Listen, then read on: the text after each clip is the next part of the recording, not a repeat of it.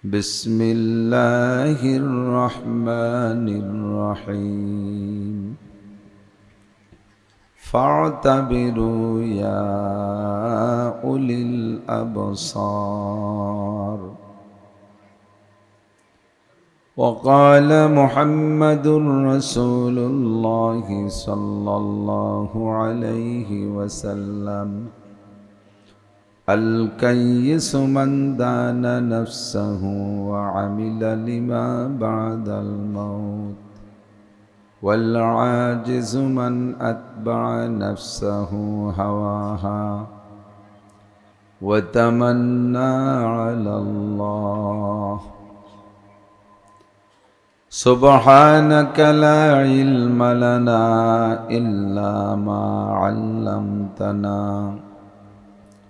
إنك أنت العليم الحكيم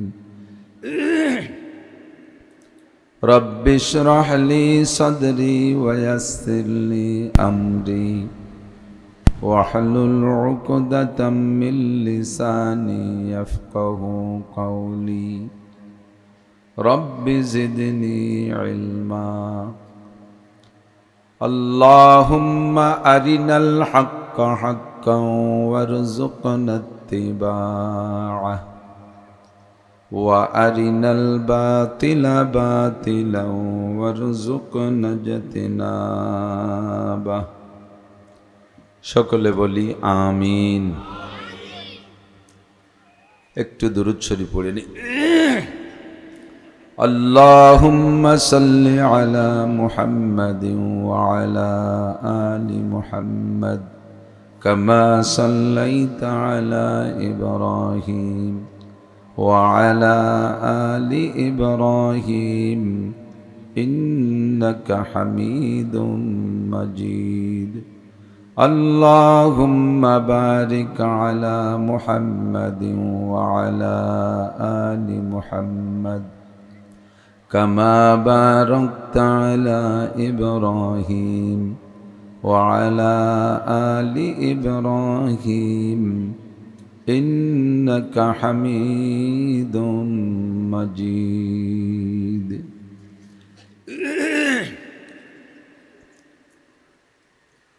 الجامعতুল ইসলামিয়া শামসুল উলুম পাইককান্দি পঞ্চপল্লী মাদ্রাসা এতিমখানার পক্ষ থেকে আয়োজিত ৩৩তম বার্ষিক ওয়াজ মাহফিল। ২ দিনব্যাপী মাহফিলের প্রথম দিনের সম্মানিত সভাপতি মাদ্রাসার সুযোগ্য সুদক্ষ সাহেবে ইলম সাহেবে আমল সাহেবে আমানত সাহেবে তাকওয়া সুচিন্তার অধিকারী মোহতামেম সাহেব হুজুর, যোগ্য আসাতেজায়ে কেরাম, আজিজ আমতুলাবা, আজকের মাহফিলের দাওয়াতি উলামায়ে কেরাম, আমাদের এই অঞ্চলের অন্যান্য উলামায়ে কেরাম, আয়েম্মায়ে মাসাজিদ, প্রাণপ্রিয় দেশবাসী, জুমার দিনের পরে সপ্তাহের প্রথম রজনী মাগরিবের পর থেকে নিয়ে ধারাবাহিক এ পর্যন্ত আল্লাহ পাক রব্বুল আলামিন আমাদেরকে হক্কানি রব্বানি উলামায়ে কেরামের কাছ থেকে অনেক অনেক মূল্যবান নসিহত কোরআন ও হাদিসের দৃষ্টিতে শোনার তৌফিক ইনায়াত করেছেন। অবশেষে শেষ অধিবেশন পর্যন্ত ধৈর্যের সাথে আল্লাহ পাক এখনো বসে থাকার তৌফিক দিয়েছেন। এজন্য সকলে শুকর আদায় করি আলহামদুলিল্লাহ। প্রত্যেক স্থানকাল পাত্রভেদে আদব ও আদর্শের পার্থক্য থাকে। আদব জিনিসটা আল্লাহ পাক রব্বুল আলামিন খুব বেশি পছন্দ করেন। যেই আদব আল্লাহ পছন্দ করেন সেই আদবের মডেল মিসাল দৃষ্টান্ত হিসেবে আল্লাহ তাআলা আমাদের নবী মুহাম্মদুর রাসূলুল্লাহ সাল্লাল্লাহু আলাইহি ওয়াসাল্লামকে দিয়ে দুনিয়ায় পাঠিয়েছিলেন। হুজুর নিজেও আদব পছন্দ করেন এবং আল্লাহর দেওয়া আদব আদর্শ উম্মতের ভিতরে বাস্তবায়ন করার জন্য আমলি আখলাকি ভাবেও তার প্রদর্শনী করেছেন এবং নিজে হাদিসের মাধ্যমে উম্মতকে এ ব্যাপারে শিক্ষাও দিয়েছেন। হুজুর আলাইহিস সালাতু ওয়াস সালাম আদব আদর্শ সংক্রান্ত বলেন, মাউলিদা লাহু ওয়ালাদুন ফালিহসিন ইসমা ওয়া আদাবা। আদব আদর্শের শিক্ষার জন্য প্রত্যেক আব্বাকে আল্লাহ তাআলা পরামর্শ দিচ্ছেন, যাকে আল্লাহ তাআলা সন্তান দান করেছেন, নেক সন্তান, ফালিহসিন ইসমা, সর্বপ্রথম দায়িত্ব সন্তানের আব্বার কাছে সন্তানের হক সুন্দর করে একটা নাম রাখা। ও আদাবা, যখন ধীরে ধীরে বড় হবে তখন তাদেরকে আদব ও আদর্শ শিক্ষা দাও। কেমন আদর্শ? আল্লাহ পাক বলেন, লাকাদ কানা লাকুম ফি রাসূলিল্লাহি উসওয়াতুন হাসানা। দুনিয়ার বহুত আদব ও আদর্শের নেতারা তোমাদের সামনে আসবে, অনেক আদর্শ শিক্ষা গুরুকে তোমরা দেখবে, তবে সারা পৃথিবীর সমস্ত শিক্ষাগুরু, সমস্ত রাজনৈতিক নেতা, সামাজিক নেতা সকলকে একত্রিত করলে আল্লাহ রসুল সাল্লাল্লাহু আলাইহি ওয়াসাল্লামের সমপরিমাণ হবে না।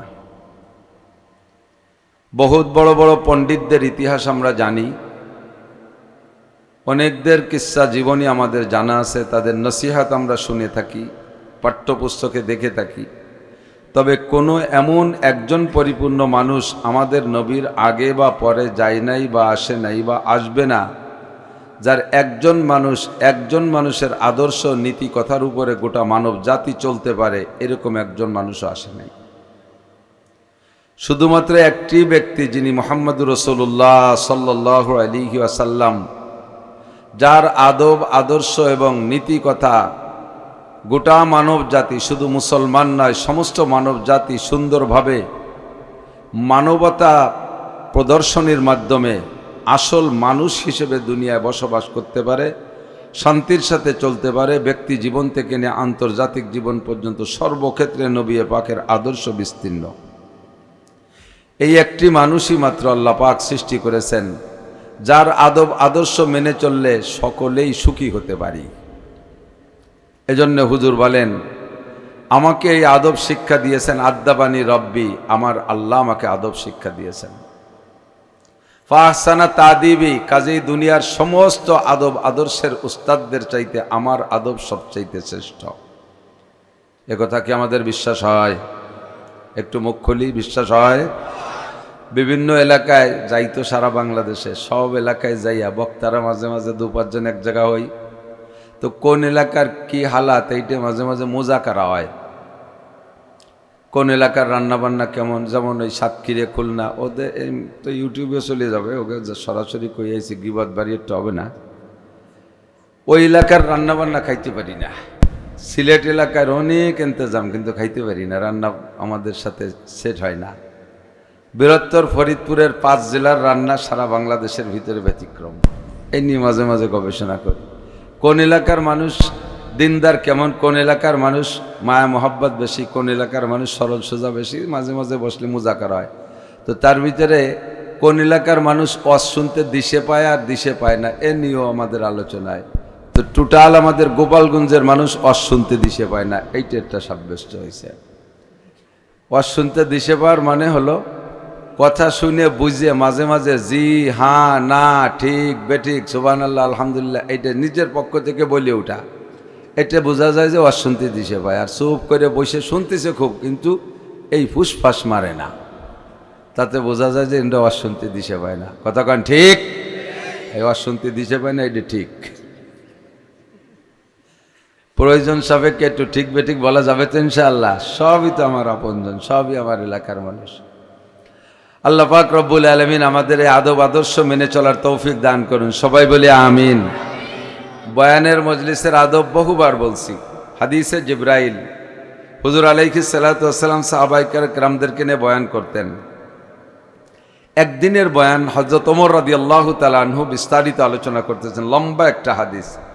প্রত্যেকটা হাদিসের কিতাবের মধ্যে আছে, হাদিসখানার নাম হাদিসে জিবরাইল, মানে জিবরিল আলাইহিস সালাম আর হুজুর আলাইহিস সালামের মাঝখানে কথোপকথন হয়েছিল কিছু জরুরি বিষয়ের উপরে। এই জন্যে হাদিসের নাম রাখা হয়েছে হাদিসে জিব্রাইল। বর্ণনাকারী হযরত ওমর রাদিয়াল্লাহু তাআলা আনহু, স্বয়ং হযরত ওমর খলিফাতুল মুসলিমিন ওমর। একই কথা বলনেওয়ালার পার্থক্যের কারণে কথার গুরুত্ব বাড়ে আর কমে। কথা বলেন। একটা ভালো কথা ভালো মানুষে বললে যে পরিমাণ গুরুত্ব বহন করে, একজন সাধারণ মানুষে ওই কথাটাই বললে অতটা খায় না। ১৬ লক্ষ সাহাবার কেউই কেরছে দামি কমি না। তারপরে নবী আলাইহিস সালাতু ওয়াস সালামের পক্ষ থেকে একটা সিরিয়াল দেওয়া হয়েছে। নাম্বার 1 হযরত আবু বকর সিদ্দিক রাদিয়াল্লাহু তাআলা আনহু, একটু সবাই বলি রাদিয়াল্লাহু তাআলা আনহু। নাম্বার 2 হযরত ওমর ইবনে খাত্তাব। নাম্বার 3 হযরত ওসমান ইবনে আফফান। নাম্বার 4 হযরত আলী রাদিয়াল্লাহু তাআলা আনহু। এভাবে সিরিয়াল দিয়েছেন হুজুর। তো খলিফাতুল মুসলিমিন দ্বিতীয় খলিফা হযরত ওমর রাদিয়াল্লাহু তাআলা আনহু হাদিসের বর্ণনাকারী, উনি বলেন আমরা একবার বসা হুজুরের বয়ান শুনতেছি। তো বয়ান শোনার ভিতর দিয়ে আমরা হুজুরের সাথে আমাদের আকর্ষণটা এমন হতো চুম্বকের মতো। এই টেবিলের সমতল টেবিলের উপরে মাঝখানে 1000 পাওয়ারের একটা চুম্বক রেখে সারা টেবিলের সব জায়গায় ছোট ছোট টুকরা লোহা যদি ছড়াই ছিটে রাখা হয়, এই লোহাগুলো নিজ জায়গায় থাকতে পারে না, চুম্বকের দিকে আগাইতে থাকে। নিকটের গুলো মিশে যায়, তারপরের গুলো তারপরের সাথে মিশে, এমন করে সব জায়গাতে মিশে যায়, মাঝখানে ফাঁকা থাকে না। তো হযরত ওমর বলেন আমরা যখন হুজুরের বয়ান শুনতাম তখন আমরা হুজুরের আকর্ষণে ওভাবে চুম্বকের মতো খালি আগাইতে থাকতাম। আগাইতে আগাইতে মাঝখানে দুইজনের মাঝখানে একটা আঙ্গুল ঢুকানোর ফাঁকা থাকতো না, এভাবে গাদায় বসে যেতাম। এমন করে একদিন বসে আছি, ইস্তলা আলাইনা রজুলুন, আমাদের মাঝে একটা লোক আসলো। তলা বললেন, তলা মানে উদয় হলো। আর মানুষ আসলে বলে মানুষ আগমন করলো, ইস যা বলতে পারতেন। ইতিমধ্যে একজন লোক আসলেন, তা না বলে বললেন ইস তলা। তলা বললেন কেন? তলা মানে উদয় হওয়া। ওই চন্দ্র সূর্য উদয় হলে যেমন দুনিয়ার অন্ধকার কেটে আলোকিত হয়ে যায়, এমনিতে হুজুর আলাইহিস সালাতু ওয়াস সালামের নুরানি চেহারার বদৌলতে মজলিসটা আলোক উজ্জ্বল ছিল। আর ওই লোকটার আগমনের পরে যেন আলো আরো বেড়ে গেল, তাতে মনে হয় যেন চন্দ্র বা সূর্য কিছু উদয় হয়েছে। লোকটা পিছিয়ে এসে দাঁড়িয়ে আছেন, বসতেছেন না, উকি মারতেছেন, দেখতেছেন কোথায় বসবো। মাঝখানে বসার কোনো ইচ্ছা করলেন, কিন্তু মাঝে ফাঁকা নেই। আমরা এমন ভাবে মিশে গেছি। উকি মেরে দেখলেন হুজুর যেখানে বসার সামনে সবচাইতে নিকটে বসা সিদ্দিক আকবর আবু বকর, দুইজনের মাঝখানে একজন মানুষ বসার জায়গা আছে। উনি মাঝখান দিয়ে হাত ঢুকে এভাবে ফাড়তে ফাড়তে চলে আসলেন, হাত্তা জালাসা ইলা নবী সাল্লাল্লাহু আলাইহি ওয়াসাল্লাম, হুজুরের সামনে এসে বসলেন। বসার এক অবস্থাটা ছিল আলা হায়াতিত তাশাহুদ, আত্তাহিয়াতু সূরাতে বসছেন। কোন মজলিসে কিভাবে বসতে হবে, বসার প্রথম আদব হলো আত্তাহিয়াতু সূরাতে বসা। ফেরেশতাদের স্বভাব বান্দার হাল পর্যবেক্ষণ করে, প্রত্যেকটা হালাতের শুরু অবস্থাটা দেখে আর শেষ অবস্থা দেখে। খেয়াল করেন, আমরা রাত্রে ঘুমাই না, ঘুমানোর সময় সুন্নতটা শোয়ার সময় যে প্রথম সুন্নত, এইটার পর আপনি আমল করে শুবেন। এরপরে শুয়ে ঘুমের ভিতরে কে কোন হালাত হয়ে যাবে তা তো ঠিক নেই, বিভিন্ন অবস্থা হতে পারে না। লুঙ্গি খুলে গলায় পেঁচে গেছে, প্যান্ট খুলে খাটের নিচে পড়ে গেছে, শীত হয়েছেন, বুট হয়েছেন, কত কায়দায় শোন, পরে ঘুমানোর পরে তার হুঁশ থাকে না, আদা মরা। আর ঘুম মানে মরাই, যার কারণে ঘুমের দোয়াও পড়ি কি কইয়া, আল্লাহুম্মা বিসমিকা আমুতু, আল্লাহ তোমার নামে মরিতেছি। মরে গেলে যেমন মানুষের নিজস্ব কোনো ক্ষমতা থাকে না, ঘুমের মধ্যে গেলে ওই অবস্থা। কাজে কাপড় চোপড় এলোমেলো হয়ে গেলে সমস্যা নেই, কিন্তু শোয়ার শুরুটা হতে হবে সুন্নতি তরিকায়। আমার বসা কি দেখতেছেন?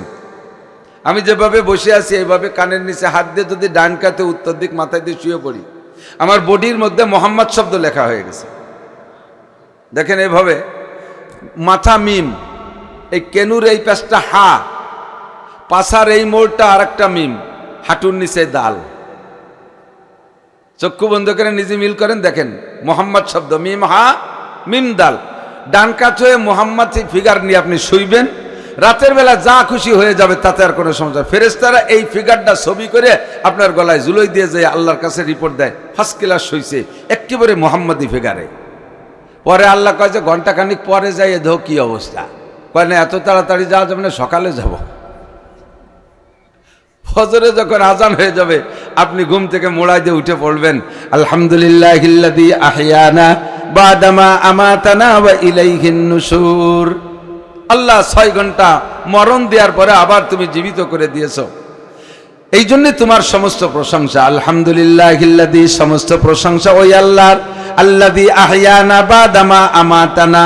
পড়েন তো, তরজমা তো জানেন না। আহইয়ানা, আমাদেরকে বাঁচায় দিয়েছেন, বাদামা আমাতানা, কিছুক্ষণ মেরে রাখার পরে। যে আল্লাহ তাআলা 6-8 ঘন্টা মেরে রাখার পরে বাঁচায় দিতে পারেন। ওয়া ইলাইহিন নুশুর, স্থায়ী মরণ দেওয়ার পরে আল্লাহ পাক কিয়ামতে আবার তার সামনে উঠাইতে পারবে কিনা? অবশ্যই তুমি উঠাইতে পারবা। বস, ঘুমের শুরুটা এমন হবে, ঘুম থেকে সজাগ হইয়া দোয়াটা পড়বেন। আপনার শুরু আর শেষ ভালো। ফজরের নামাজ পড়বেন, শুরু আর শেষ ভালো। ফেরেশতারা রিপোর্ট দেবে, আল্লাহ তোমার বান্দার সারাটা রাতই ভালো। খানা খাওয়ার সুন্নাত, বসার সুন্নাত কয়টি? 3টি। 1 নম্বরে দোনো হাঁটু উঠাইয়া, 2 নম্বরে এক পায়ের পাছার নিচে বিছিয়ে দেয়া হাঁটু উঁচা কইরা, আর একটা হলো আত্তাহিয়াতু, সূরাতে বসা। এই 3 তরিকায় বসা সুন্নাত। খানা খাওয়ার সময় 3 তরিকা, যে কোনো এক তরিকায় আপনি বসবেন। শুরু করবেন এক তরিকায়, কিন্তু 2 হাঁটু উঠাইয়া পাছার নিচে একটা পিড়ে দিয়ে যদি বসতে হয়, তাহলে এইরকম বড় বুড়িওয়ালা যারা, ওকে হাঁটুতে আর পেটে ঠেলে সিট করে ফেলা যাবে না, বসতে পারবে? ওরা আত্তাহিয়াতু সূরাতে বেশিক্ষণ বসে থাকতে পারবে না, আর এক হাঁটু উঠেও বেশিক্ষণ বসে থাকতে পারবে না। আল্লাহ পাক বলেন, তুমি শুরুটা করো এইভাবে, 1-2 সেকেন্ড পর আবার তুমি টান হয়ে যাও, যেমন খুশি তেমন বসো। শুরুটা করো সুন্নতি তরিকায়, শেষটা করো সুন্নতি তরিকায়। মাঝখানে তোমার যে কষ্ট হয়, আমি আল্লাহ পাক লা ইউকাল্লিফুল্লাহু নাফসান ইল্লা উসাহা, মানুষকে শক্তির বাহিরে, সাধ্যের বাহিরে কোনো চাপ দেই না। বান্দার যেখানে যে কষ্ট হবে, সেখানে যে আমার পক্ষ থেকে ছাড় শুরু হয়ে যাবে। তুমি কষ্ট হবে, এই কষ্ট অবস্থায় তোমারে খাইতে দেবো না। চেয়ার লাগবে, বসে খাবা, চেয়ারে উঠে খাবা, সামনে টুল দিয়ে তারপর প্লেট রেখে খাবা, পা দুটো টান করে দিয়ে খাবা, অথবা শুয়ে খাবা। শুরুটা করো সুন্নতি তরিকায়। এইটাই ফেরেশতারা দেখতে চায়, আল্লাহ দেখতে চায়। কোরআন হাদিসের মজলিসে উস্তাদের সামনে পীরের সামনে মুরিদ, উস্তাদের সামনে ছাত্র, বক্তাদের সামনে শ্রোতারা, শুরুটা একবারে একটু সুন্নতি কায়দায় বসবেন। এরপরে যেমন খুশি তেমন বসবেন। হযরত জিবরিল আলাইহিস সালাতু ওয়াস সালাম মাঝখানে আইসা হাত্তা জালাসা ইলা নবী সাল্লাল্লাহু আলাইহি ওয়াসাল্লাম ফাআসনাদা রুকবাতাইহি ইলা রুকবাতাইহি, ওনার হাঁটু দুটো হুজুরের হাঁটুর সাথে মিশিয়ে দিলেন। ওয়াজা কাফাইহি আলা ফাখিজাইহি, আর হাত দুটো রানের উপরে রাখলেন। লম্বা আলোচনার শেষে যখন জিবরিল চলে গেলেন, সাহাবায়ে কিরামকে নবী পাক জিজ্ঞেস করলেন, আতারিফু মান হাদা, তোমরা কি চিনতে পেরেছো, বুঝতে পেরেছো লোকটা কে এসেছিলেন? হযরত সাহাবায়ে কিরাম বললেন, আল্লাহু ওয়া রাসূলুহু আলামু। এটা হলো সাহাবায়ে কিরামদের স্বভাব। লোকটার আচরণ দেখে সবাই বুঝে ফেলাইছে এটা আমাদের এলাকার কোনো মানুষ না, এটা দুনিয়ার কোনো মানুষ না, নিশ্চয়ই ফেরেশতা হবে। আর ফেরেশতা হলে প্রশ্ন এবং জবাবের ভাবে বোঝা যায় এটা অন্য কোনো সাধারণ ফেরেশতা না, স্বয়ং জিবরাইলই হবে। টের পাওয়ার পরও কোনো সাহাবা জবাব দিলেন না, নাহনু নারিফু নাহনু আরাফনা হাজা জিবরাইল। এ কথা বলেন নাই যে আমরা জানিনি জিবরাইল। সাহাবায়ে কিরামদের দৈনন্দিন স্বভাব হলো, হুজুর যদি এমন জিজ্ঞাসা করতেন যে বিষয়টা সাহাবায়ে কিরামদের আগের থেকেও জানা আছে, জানা থাকা সত্ত্বেও তারা জানা জবাব দিতেন না, সঙ্গে সঙ্গে বলতেন আল্লাহু ওয়া রাসূলুহু আলামু, আল্লাহ আল্লাহর রাসূলই ভালো জানে। আমরা জানলেও জানতে পারি, তবে সবচেয়ে ভালো জানে কে? একটু বলবেন কে? আল্লাহ আল্লাহর রাসূল। আল্লাহ সবচেয়ে ভালো জানে, তারপরে ভালো জানে রাসূল। এই জন্য এই দুইজনের দিকে ছেড়ে দিতেন। আর আমাদের স্বভাব মাশাআল্লাহ, চার দোকানে তো মাঝে মাঝে বিজয় বসে বসি, আশেপাশে দোকানপাটে বসি। আমরা আলেম ওলামারা উপস্থিত থাকতেও যদি কেউ একটা মাসালা আমাদের কাছে জিজ্ঞেস করে, দেখি যে চতুর্দিক দিয়ে মশলায় খই ফুটতিছে। বিড়ি খাওয়া মুফতিরা বিড়ির দুমো আর মশলায় একসাথে ছাড়তি তালে রয়েছে, একটুও ভয় পায় না যে কি বলতেছি, কি দেহে বলি না চুনিয়ে বলি না টুও বলি। পাশে একজন বড় আলেম রয়েছে, পাইকেন্দি মাদ্রাসার মোহতামিম সাহেব, মুহাদ্দিস সাহেব, তাদের দিকে ঠেলে দিতে পারে, হুজুর আপনি কন, তাহলে হুজুর আপনি থামেন, আমরা কই। আমাদের স্বভাব, সাহাবায়ে কিরামের স্বভাব ছেড়ে দিতেন আল্লাহ আল্লাহ রসুলের দিকে। নবী পাক বললেন, ইন্নাহু জিবরিল, যিনি এতক্ষণ আমার সামনে তোমাদের সামনে এসে কথোপকথন করলেন উনি আর কেউ নয়, উনি হলেন জিবরাইল আলাইহিস সালাম। কেন এসেছিলেন? আতাকুম ইউআল্লিমুকুম দীনাকুম, এসেছিলেন তোমাদেরকে দিন শিক্ষা দেওয়ার জন্য। দিন শিখবা কিভাবে শুরু থেকে শেষ পর্যন্ত, এবং দিন আর ধর্ম কি জিনিস, 4টি প্রশ্নের মাধ্যমে সব কথাগুলো শিক্ষা দিয়েছেন। লম্বা আলোচনা। বসবা কিভাবে, মজলিসের আদব কি, এগুলো শিক্ষা দিয়েছেন। বসাইয়া সুন্দর করে আত্তাহিয়াত সূরাতে বসাইয়া সাহাবায়ে কিরামদেরকে শিক্ষা দিয়ে তারপরে চলে গেছে। কাজেই যখনই ধর্মীয় কোনো অনুষ্ঠানে বসবো, শুরুতে বসবো সুন্নতি তরিকা তাশাহুদের শুরুতে, এরপরে প্রয়োজন সাপেক্ষে যেমন খুশি তেমন বসবেন, তবে গায়ে গায়ে মিশে বসার চেষ্টা করব। আর পাশে দাঁড়িয়ে থাকবো না, দাঁড়িয়ে থাকলে পরিবেশ নষ্ট হয়। দাঁড়িয়ে 2-4 জন দাঁড়ায় দাঁড়ায় কথাবার্তা বললে কেমন যেন মাহফিল হচ্ছে না, জুত হচ্ছে না, সুবিধা হচ্ছে না, তা কাছে কাছে ওনারা শুনবে না, দাঁড়ায় দাঁড়ায় রয়েছে। এতে পরিবেশের বেশ ডিস্টার্ব হয়, খুব কষ্ট হয়। এটাও মজলিসের আদবের খেলাফ। হুজুর আলাইহিস সালাম মসজিদে বয়ান করতেছেন, সাহাবায়ে কিরামদেরকে পাশে দাঁড়ানো দেখে হুজুর সাথে সাথে বললেন, ইজলিসু আলা মাকানিকুম, যে যেখানে এসে বসো। হুজুর বসতে বললেন। আর সাহাবায়ে কিরামদের স্বভাব তো সামিনা ওয়া আতানা, শুনবো আর মানবো, কোনো প্রশ্ন নাই, কোনো অজুহাত নাই, কোনো অভিযোগ নাই, আর কোনো যুক্তি নাই। কেন বসবো আর কেন বসবো না, এখানে বসার জায়গা মতো না, এখানে বসার যোগ্য না, এ বলে দাঁড়ায় থাকতেন না। যার যার কায়দায় সে এসে বসে পড়ছে। বসার পরে বয়ান শেষ করে হুজুর যখন মজলিস থেকে বের হইছে, বাইরে বেরোই দেখে একজন মুরব্বী মাথার উপরে রুমাল মুড়ি দিয়ে বসে রয়েছে। হুজুর কাছে গিয়ে বললেন, আসসালামু আলাইকুম মানান্তে শায়েখ। মুরব্বী আপনি কে? মুরব্বী মাথার কাপড় সরায় দাঁড়িয়ে সালামের উত্তর দিয়ে বললেন, ওয়ালাইকুম সালাম ইয়া রাসূলুল্লাহ, আনা আম্মুকা আব্বাস। ভাতিজা, আমি তোমার চাচা আব্বাস বসে আছি।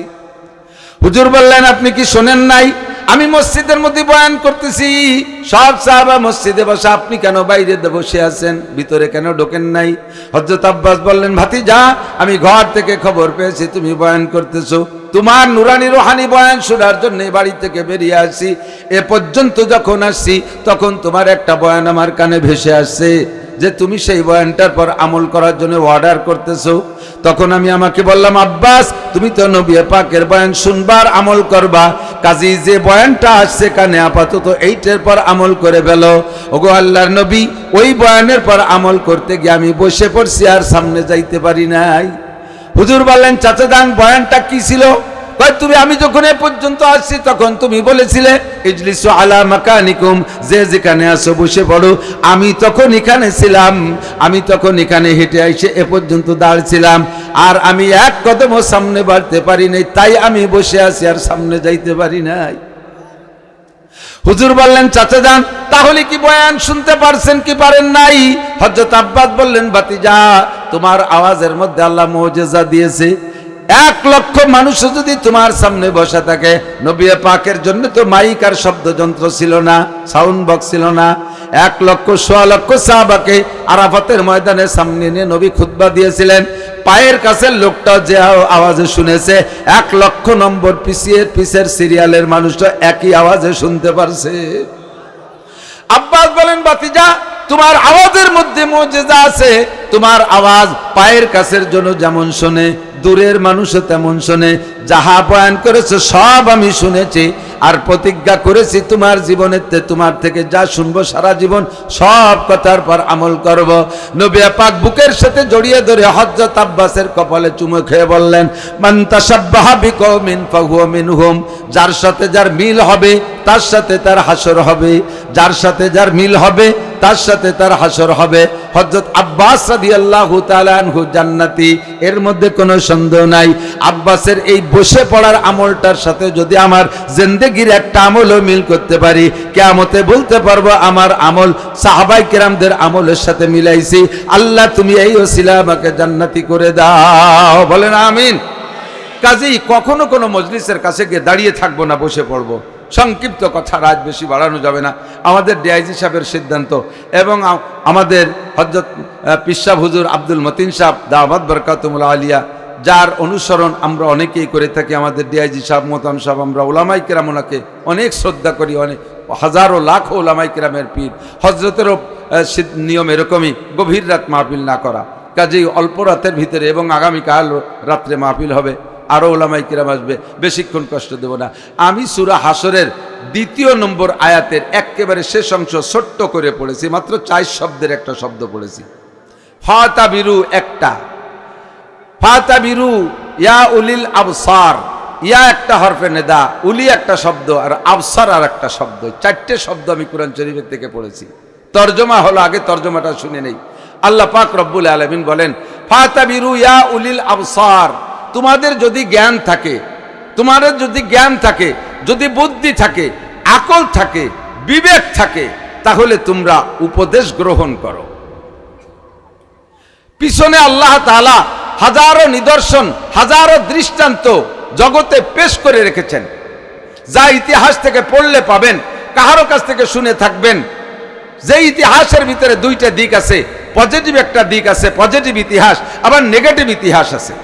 হাজারো দিনদার, ইমানদার, পরহেজগার নবী রাসূলদের ইতিহাস, সাহাবায়ে কিরামদের ইতিহাস, তাবেঈনদের ইতিহাস, তবে তাবেঈনদের ইতিহাস, বড় বড় আল্লাহ ওয়ালি বুজুর্গ মহিলাদের ইতিহাস, আয়েশার ইতিহাস, ফাতেমার ইতিহাস, খাদিজার ইতিহাস, রহিমার ইতিহাস, আসিয়ার ইতিহাস, মারিয়ামের ইতিহাস, হযরত নূহ আলাইহিস সালামের ইতিহাস, ইউসুফ আলাইহিস সালামের ইতিহাস, তারপরে ইব্রাহিম আলাইহিস সালামের ইতিহাস, এই সমস্ত বুজুর্গানে দিনের বড়দের ইতিহাসও আল্লাহ তাআলা কোরআন এবং নবী পাক হাদিসের ভিতরে আমাদের কাছে পেশ করেছেন। পাশাপাশি এর এগেনস্টে বহুত বহুত বেঈমান বদমাশদের ইতিহাস আল্লাহ তাআলা দুনিয়ায় তৈরি করে রেখেছেন। নমরুদের ইতিহাস, কারুনের ইতিহাস, ফিরাউনের ইতিহাস, সাদ্দাদের ইতিহাস, আবু জাহেলের ইতিহাস, আবু লাহেব, আবু লাহাব, উতবা, শাইবা, ওলীদ ইবনে মুগীরা, হাজারো কাফেরদের হাজারো ইতিহাস আমাদের পিছনে চলে গেছে। অনেকটাই আমরা জানি, কথা বলেন, অনেকটাই আমরা জানি। বলতে গেলে বক্তার বাচন ভঙ্গির পর নির্ভর করে, যদি বক্তা একটু মায়াবী কণ্ঠে কেঁদে কেঁদে বলে, তাহলে শুনলে একটু চোখের পানি আসে, একটু কান্না আসে, এ পর্যন্তই শেষ। আবার যদি বাচন ভঙ্গির ভিতরে একটু রস থাকে, তাহলে একটু হাসি আনন্দের ভিতরে শুনি, ও পর্যন্তই শেষ। আল্লাহ পাক বলেন না, ফাতাবিরু ইয়া উলিল আবসার, পিছনের ইতিহাস থেকে তোমরা ইবরত গ্রহণ করো, শিক্ষা গ্রহণ করো। হযরত ইব্রাহিম খলিলুল্লাহ আলাইহিস সালাতু ওয়াস সালামের সময় ছিলেন তৎকালীন সারা পৃথিবীর রাজা, সারা পৃথিবীর রাজত্ব চালাইছে, গোটা পৃথিবীর রাজত্ব চালাইছে 4 জন, মুসলমানদের মধ্যে 2 জন, আর কাফেরদের মধ্যে 2 জন। মুসলমানদের মধ্যে একজন হযরত সুলাইমান আলাইহিস সালাতু ওয়াস সালাম, আর একজন ছিলেন ইস্কান্দার যুলকারনাইন আলাইহিস সালাম। কাফেরদের মধ্যে 2 জন, একজনের নাম মিস্টার নমরুদ, আর একজনের নাম ছিল বুকতে নসর। নমরুদ এত বড় গুস্তাখ, এত বড় বেয়াদব, লম্বা হায়াত পাওয়ার ভিতর দিয়ে, সারা পৃথিবীর রাজত্ব হাতে পাওয়ার ভিতর দিয়া সে নিজেকে নিজে খোদাই দাবি করেছে। কিসসা জানেন? ও বলে, আনা রব্বুকুমুল আলা, হে দুনিয়ার মানুষ, তোমাদের আরো রব থাকতে পারে, তবে সব চাইতে বড় রব আমি। একটু জোরে বলেন। নমরুদ কি বড় রব? ও কি ছোট রব? ও কি রবের কেউ? রব কে? আলহামদুলিল্লাহি রাব্বিল আলামিন। আমার রব আমার আল্লাহ, আল্লাহ আমার রব, ওই রবই আমার সব। খাওয়ায় আমাকে আল্লাহ, পড়ায় আমাকে আল্লাহ, বাঁচায় আমাকে আল্লাহ, মারে আমাকে আল্লাহ, ক্ষমতা দেয় আমাকে আল্লাহ, আবার ক্ষমতা ছিনাই নেয় আল্লাহ, ইজ্জত দেয় আল্লাহ, অপমান করে আল্লাহ। কথা বলেন কে? নমরুদকে আনা রব্বুকুমুল আলা, আমি তোমাদের প্রধান রব। ইব্রাহিম আলাইহিস সালামের কাছে সেই দাওয়াত দেয়, ইব্রাহিম সবাই আমারে রব বলে মানে, তুমি খালি মানো না। ইব্রাহিম আলাইহিস সালাম বলে, রবের কি গুণ আছে তোমার মধ্যে? কয়, তুমি যারে রব বলো তার কি গুণ আছে বলো। ইব্রাহিম আলাইহিস সালাম বললেন, রব্বি ইউহয়ি ওয়া ইউমিত, আমার রব, আমার আল্লাহ বাঁচাইতেও পারে, মারতেও পারে। কথা বলেন, আল্লাহ কি করতে পারে? বাঁচাইতে পারে, পারে পারে পারে, আবার মারতেও। বাঁচাইতে পারে কি মানে? মরাডারে বাঁচাইতে পারে, তাই তো নাকি বলেন? আর মারতে পারে কি মানে? তাজাডারে তো মেরেই দিচ্ছে, এটা তো মারতে পারা, এটা তো বোঝা যায়। নমরুদকে যখন ইব্রাহিম আলাইহিস সালাম বললেন, ইন্না রাব্বি ইউহয়ি ওয়া ইউমিত, আমার রব মারেও বাঁচায়, নমরুদ কয়, ওয়া আনা উহয়ি ওয়া উমিত, আমিও মারতে বাঁচাতে পারি। ইব্রাহিম আলাইহিস সালাম আশ্চর্য হয়ে গেলেন, আল্লাহ এ কি কয়? তো ইব্রাহিম আলাইহিস সালাম বললেন, ঠিক আছে, তো তুমি একটু মারিয়ে বাঁচায় দেখাও। নমরুদ জেল দারোগারে অর্ডার দিয়েছে, 2টা আসামি নিয়ে আসবা, যেই 2টা আসামির সম্পর্কে রায় হয়ে গেছে, একটার ফাঁসির রায় আর একটার বেকসুর খালাস, এরকম দুটি আসামি নিয়ে এসো। দুইটা আসামিরে আইনা নমরুদের সামনে দেশে বলছে যে স্যার এইটার ফাঁসির অর্ডার, এর একটু বাদে ফাঁসি দেওয়ার কথা, আর এইটাকে বেকসুর খালাস করে দেওয়ার অর্ডার। বলতেছে বুঝছো বাবা, এইটারে হলো ফাঁসি দিতে হবে, মরবে, আর এইটারে বেকসুর ছেড়ে দিতে হবে, বেকসুর খালাস, এ বাঁচবে। এটাই তো বলে জি, তাহলে এই জিটা মরবে ফাঁসি দেওয়া হবে, এর বেকসুর খালাস করে দিলাম, আর যে বেঁচে যাবে বেকসুর খালাস ওরে ধরে জবই দিয়ে দাও, ওরে মারি দে। দেখছো মরাডারে বাঁচাইছি আর বাঁচাডারে মারছি। ইব্রাহিম আলাইহিস সালাম কয় আল্লাহ তুমি এত বড় ধামড়ারে এত বড় দেশের রাজা বানাইছো যে মরা বাঁচা বোঝে না। মরা কারে কয় বাঁচা কারে কয়, মরাডারে বাঁচানো এইটা বোঝে না। তাহলে এরে যেমন মুগুর যেমন কুকুর সেরকম মুগুর দিতে হবে। ইব্রাহিম আলাইহিস সালাম মুগুর সেট করছেন। এবার জব দিলেন নমরুদ, ইন্নাল্লাহা ইয়াতি বিশ-শামসি মিনাল মাশরিক ফাতি বিহা মিনাল মাগরিব। তুমি তো মরা মাইরি বাসায় দেখাইলে, ঠিক আছে, তোমার ও জায়গার আমি বেশি বুঝতে যাব না। আমার 2 নম্বর, আমার আল্লাহ যে কাম করে পূর্বাকাশ থেকে সূর্য উদয় করে পশ্চিম আকাশে ডুবায়, এইটা আল্লাহ পাক চিরকাল করে যাচ্ছে। ফাতি বিহা মিনাল মাগরিব। এবার তুমিও যদি রব হও তাহলে সূর্যটাকে পূর্ব আকাশ থেকে পশ্চিম দিকে উঠায় আনো, করো, এইটা করো। আমার আল্লাহ এই দিক দিয়ে ওই দিক না, তুমি ওই দিক দিয়ে এই দিক আনো, একটু উল্টো করো। ও যদি বুদ্ধিমান হতো, ও যদি জ্ঞানী হতো, তাহলে ও কি বলতো কন্ত, আমি একদিন পূব দিকে উঠেছি, তোর আল্লাহ ফাল্লি ওই দিক দিয়ে আনিস, আনো, এই কবে না। ফাবুহিত আল্লাহ দিয়ে আওয়াল কাভার, এ আওয়াল আউরি বলছে, কয় না তাই কি হয় নাকি, বললি তো বলতে। আর ও যদি বলতো যে আমি এতদিন এই দিক দিয়ে উঠাই ওই দিক ডুবাইছি, তোমার আল্লাহ পাল্লি ফেরত আনুক, তাহলে ইব্রাহিম আলাইহিস সালাম আল্লাহ পাককে বললে আল্লাহ কি উল্টো দিক দিয়ে উঠাইতে পারতেন কি পারতেন না? কথা বলেন পারতেন। ফাবুহিত আল্লাহ দিয়ে কাফার। বিভিন্ন প্রশ্নে আটকে গেছে। লাস্ট ফিনিশিং যাইয়া যখন ইব্রাহিম আলাইহিস সালামকে বায়াস করতে পারেই নাই, ইব্রাহিম আলাইহিস সালামকে হেরে যাচ্ছে, এবার সিদ্ধান্ত নিয়েছে আল্লাহকে মারতে যাবে। কিচ্ছা জানেন, সেখান থেকে ব্যাক করে আইসা আল্লাহরে মারতে পারে নাই। এরপরে ইব্রাহিম আলাইহিস সালাম যে দাওয়াত দিয়েছে, ওনার আব্বাজিতে আজর সব সহ দাওয়াত দিয়েছে, আমাদের একটা মেলা আছে, ওদের একটা মেলা হয় বাৎসরিক মেলা, ওই মেলায় যাইতে হবে। তো সবাই চলে গেছে, ইব্রাহিম আলাইহিস সালামের দাওয়াত দিয়েছে। উনি কয় যে ইন্নী সাকিম, আমি অসুস্থ। আসলে শারীরিকভাবে সুস্থ, কিন্তু মনের দিক দিয়ে মূর্তি পূজায় যাব আর এই কাফেরদের সাথে মেলায় যাব, এটা হতে পারে না। এজন্য মনের দিক দিয়ে দুর্বল, মনের দিক দিয়ে অশান্তি, উনি যায় নাই। সব চলে গেছে, উনি একা রয়ে গেছে। সুযোগ পাইছে, মন্দিরে যাইয়া ঢুকে দেখে সব মূর্তি দাঁড়ানো। বড় মূর্তির কাঁধে, ওকে যে মূর্তির ভিতরে দেয় না কুরোল একখান এরম রয়েছে কাইতইয়া, এই কুরোল একখান নিয়ে যাইয়া উনি একের পর এক ছোট মূর্তি সবগুলোকে কুবাই কুবাই ভাঙছে। ভাঙ্গে বড়টার কাঁধে কুরোল বাঁধাই ছুঁয়ে উনি চলে আইছে। ওরা মেলা শেষ করে আইসা এবার মন্দিরের থেকে খবর আসছে আমাদের ভগবান দেবদেবীকে শেষ করে দিছে। কে করছে? খবর নিতে নিতে এবার সন্দেহ করে ইব্রাহিম আলাইহিস সালামকে দোষারোপ করছে। একটা ছেলে আমাদের জানা ছিল, ওই ছেলেটা আমাদের দেবদেবীকে মানে না, ও মেলায় যায় না, সম্ভবত ওরই কাম। ইব্রাহিম আলাইহিস সালামকে ডেকে বলে, ইব্রাহিম মান ফাআলা বিআলিহাতিনা হাদা, আমাদের এই রবের সাথে, আমাদের এই দেবদেবীর সাথে এই আচরণ কে করেছে? ইব্রাহিম আলাইহিস সালাম বললেন, বাল ফাআলাহুম কাবীরুহুম, বাল ফাআলাহুম কাবীরুহুম, এ কাম তোমরা অন্য কেউ রে দোষারোপ করো না, তোমাদের ওই দেবদেবীর ভিতরে বড় যেটা আছে সেই, তারা যদি কথা বলতে পারে তাদের কাছে জিজ্ঞাসা করে, জবাব দিক। এবার নমরুদ কয় ওরা তো কথা বলতে পারে না। ইব্রাহিম আলাইহিস সালাম সুযোগ পেয়ে গেলেন, আরে যে কথা কইতে পারে না, আত্মরক্ষা করতে পারে না, নিজেকে নিজের উপরে আক্রমণাস্ত্র প্রতিরোধ করতে পারে না, সে তোমার জীবনের বিপদ আপদে কি সহযোগিতা করতে পারবে? বিলকুল কোনো উপকার করতে পারবে না। ইন্নাল্লাযীনা তাদউনা মিন দুনিল্লাহ, আল্লাহ ছাড়া যার কাছে তোমরা প্রার্থনা করো, লা ইয়াখলুকু যুবাবান, ওরা একটা মাছিও বানাইতে পারে না। লা ইয়াখলুকু যুবাবা ওয়ালা বিস্তামাউলা, সারা পৃথিবীর 33 কোটি দেবদেবী, যত দেবদেবী দেবী আছে লাত, উজ্জা, মানাত আর হুবল, সকলে সম্মিলিতভাবে চেষ্টা চালাইয়া একটু বলেন একটা মাসি কি তারা বানাইতে পারবে? কোনোদিনও পারবে না। শুধু পারবে না তা না, আল্লাহ বলেন ওয়া ইয়াসলুবুহুমুজ যুবাবু শাইআন লা ইস্তানকিদুহু মিনহু দুআফাত তালিব ওয়াল মাতলুব। ওরে সবাই সম্মিলিতভাবে মাসি তো বানাইতে পারবেই না, বরঞ্চ তাদের সামনে যদি খাবার দেওয়া হয়, আরে খাবারগুলো মাসিতে খেয়ে ফেলে, আর তাদের চোখ কান নাক যদি মাসিতে খুলেও নিয়ে যায়, কোনো মাসির কাছ থেকে একটা অঙ্গ কেড়ে রাখতে পারবে না, কোনো মাসির কাছ থেকে খাবার কেড়ে রাখতে পারবে না। যৌবাত তালিব ওয়াল মাতলুব, যারা তার কাছে চাও প্রার্থনা করো তারাও কমজোর দুর্বল, আর যার কাছে চাও তারাও দুর্বল।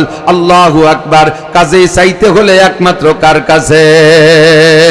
চাইতে হলে আল্লাহর কাছে চাও। ওয়াইজা সালতুম ফাসআলুল্লাহ, ইব্রাহিম আলাইহিস সালাম বললেন কিছু চাইতে হলে আল্লাহর কাছে চাও, প্রতিরক্ষা চাইতে হলে আল্লাহর কাছে চাও, দুনিয়ার শান্তি চাইতে হলে আল্লাহর কাছে চাও।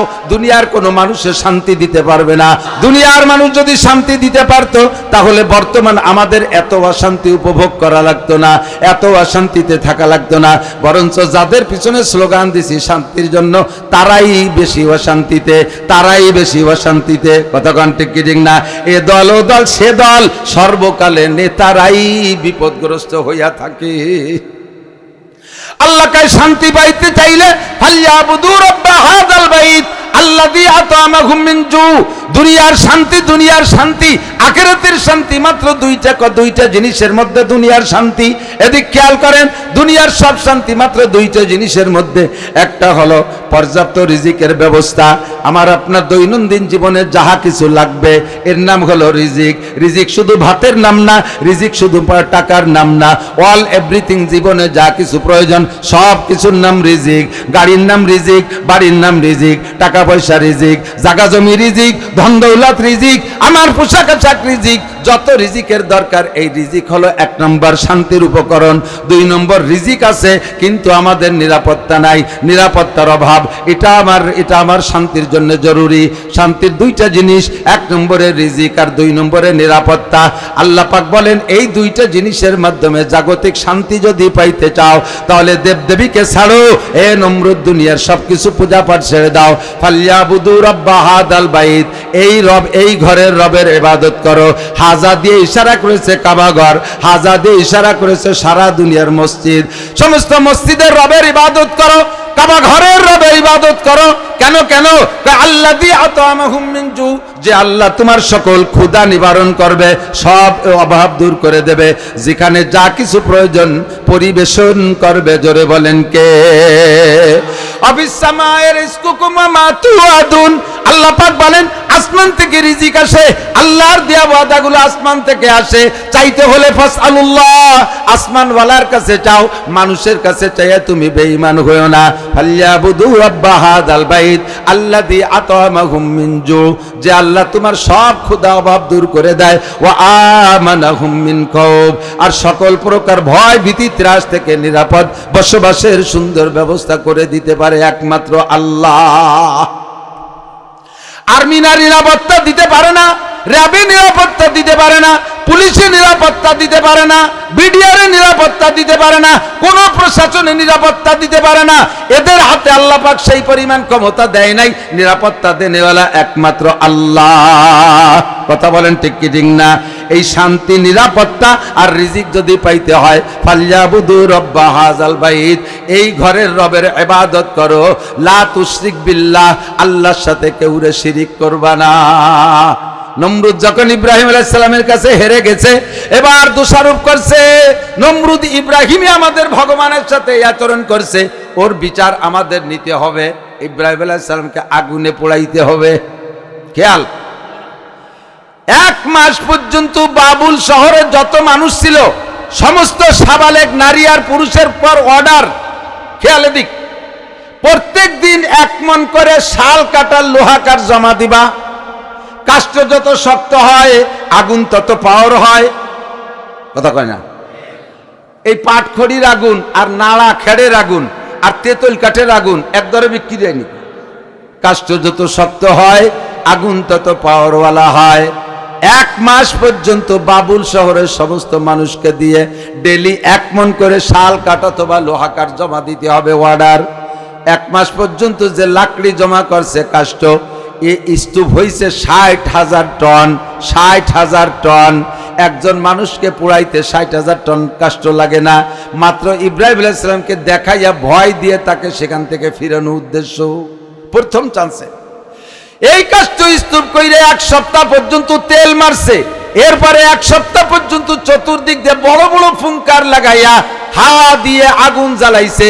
আগুন প্রায় 1.5 থেকে 2 মাইল পর্যন্ত উঁচু হয়ে গেছে।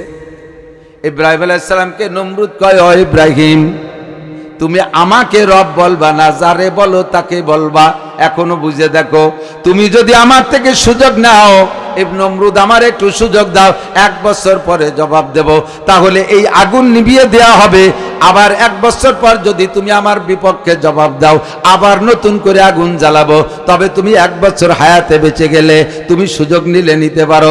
ইব্রাহিম আলাইহিস সালাম জবাব দিলেন, কোনো সুযোগের দরকার নাই। আমানতু বিল্লাহ, জোরে বলেন আমানতু বিল্লাহ। আমি বিশ্বাস করি আল্লাহকে। আগুনের কোনো ক্ষমতা নাই, নমরুদ তোরও কোনো ক্ষমতা নাই।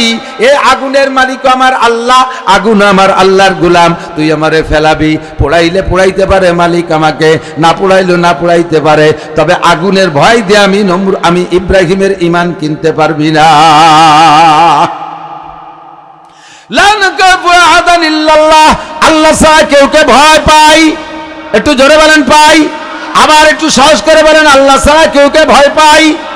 ইব্রাহিম আলাইহিস সালাম গোল্ডেন অ্যাপিলাস ঈমানি পরীক্ষায় পাস। আল্লাহু আকবার। নমরুদ এবার ইব্রাহিম আলাইহিস সালামের কাছ থেকে যখন মনোপুত জবাব পায় নাই, আগুনে ফেলানোর সিদ্ধান্ত ফাইনাল। যখন চড়কের মাথায় বানছে, বিশাল চড়ক, কত বড় আগুনের কাছে যেহেতু ফেলানো সম্ভব না, হাত দিয়ে চড়কের মাথায় বানছে, গুঁড়োয় ফেলাবে। চড়কের মাথায় বাঁধে পিছনে কাশি লাগাইয়া 70 লক্ষ ছিল সেনাবাহিনী নমরুদের। নমরুদের সেনাবাহিনীর সংখ্যা ছিল 70 লক্ষ। এই 70 লক্ষের এগেনস্টে ইব্রাহিম আলাইহিস সালামের সেনাবাহিনী ছিল মাত্র 313 জন। বদরি সৈনিক যে কয়জন, ইব্রাহিম আলাইহিস সালামের সেনাবাহিনীর সংখ্যা 313 জন। ইব্রাহিম আলাইহিস সালামের সৈনিকরা তো এখানে কাজে লাগতেছে না। নমরুদের 70 লক্ষ সেনাবাহিনী চড়কের গোড়ায় কাশি বাঁধে একসাথে টানতেছে, কিন্তু চড়কের ঘুরাইতে পারে না। চড়ক জমে টাইট হয়ে আছে। কেন ঘুরে না এটা তো নমরুদ জানে না, জাননেওয়ালা আল্লাহ জানে, আর একজনও জানে, তার নামও মিস্টার। কি নাম? কি নাম? মিস্টার ইবলিস। খালি ইবলিস, হযরত মাওলানা ইবলিস, মিস্টার ইবলিস। এই মিস্টার ইবলিস যায় নমরুদ দেখায়, মহারাজ তুমি তো দূরের কথা, সারা পৃথিবীর সব মানুষ আইছে যদি টানো, তবু এই চড়ক সরাইতে পারবা না। পিছনে মস্তান লেগে আছে। মস্তানকে হযরত জিবরিল আলাইহিস সালাম আর মিকাইল আলাইহিস সালাম দুইজন যাইয়া 2টা আঙ্গুল দিয়ে ঠেসে রাখছে। 2টা আঙ্গুল দিয়ে চড়কের গোড়া চেপে, মাত্র 2 আঙ্গুল, দড়ি কাছি বাঁধে নাই। কেন 2 আঙ্গুল দিয়ে চেপে রাখছে? আর 70 লক্ষ সেনাবাহিনী টাইনে নাড়াইতে পারে না। আল্লাহু আকবার। জিবরাইল আর মিকাইলের আর আজরাইলের মূল বডি শুনলে বুঝবেন যে কি করে সম্ভব। আজরাইল আলাইহিস সালাম, জিবরিল, মিকাইল 4 জন একই সাইজের ফেরেশতা। আজরাইল আলাইহিস সালামের বডি সম্পর্কে বর্ণনা আছে যে উনার মূল বডি যদি আত্মপ্রকাশ করে, তাহলে এত বড় একটা বডি হবে, সারা পৃথিবীতে যত পানি আছে সমস্ত পানি যদি আজরাইলের মাথায় ডালে, মাথার তালু ভিজে চুলের আগা পর্যন্ত আসবে না। সারা পৃথিবীতে কত পানি হবে? 10 বালতি।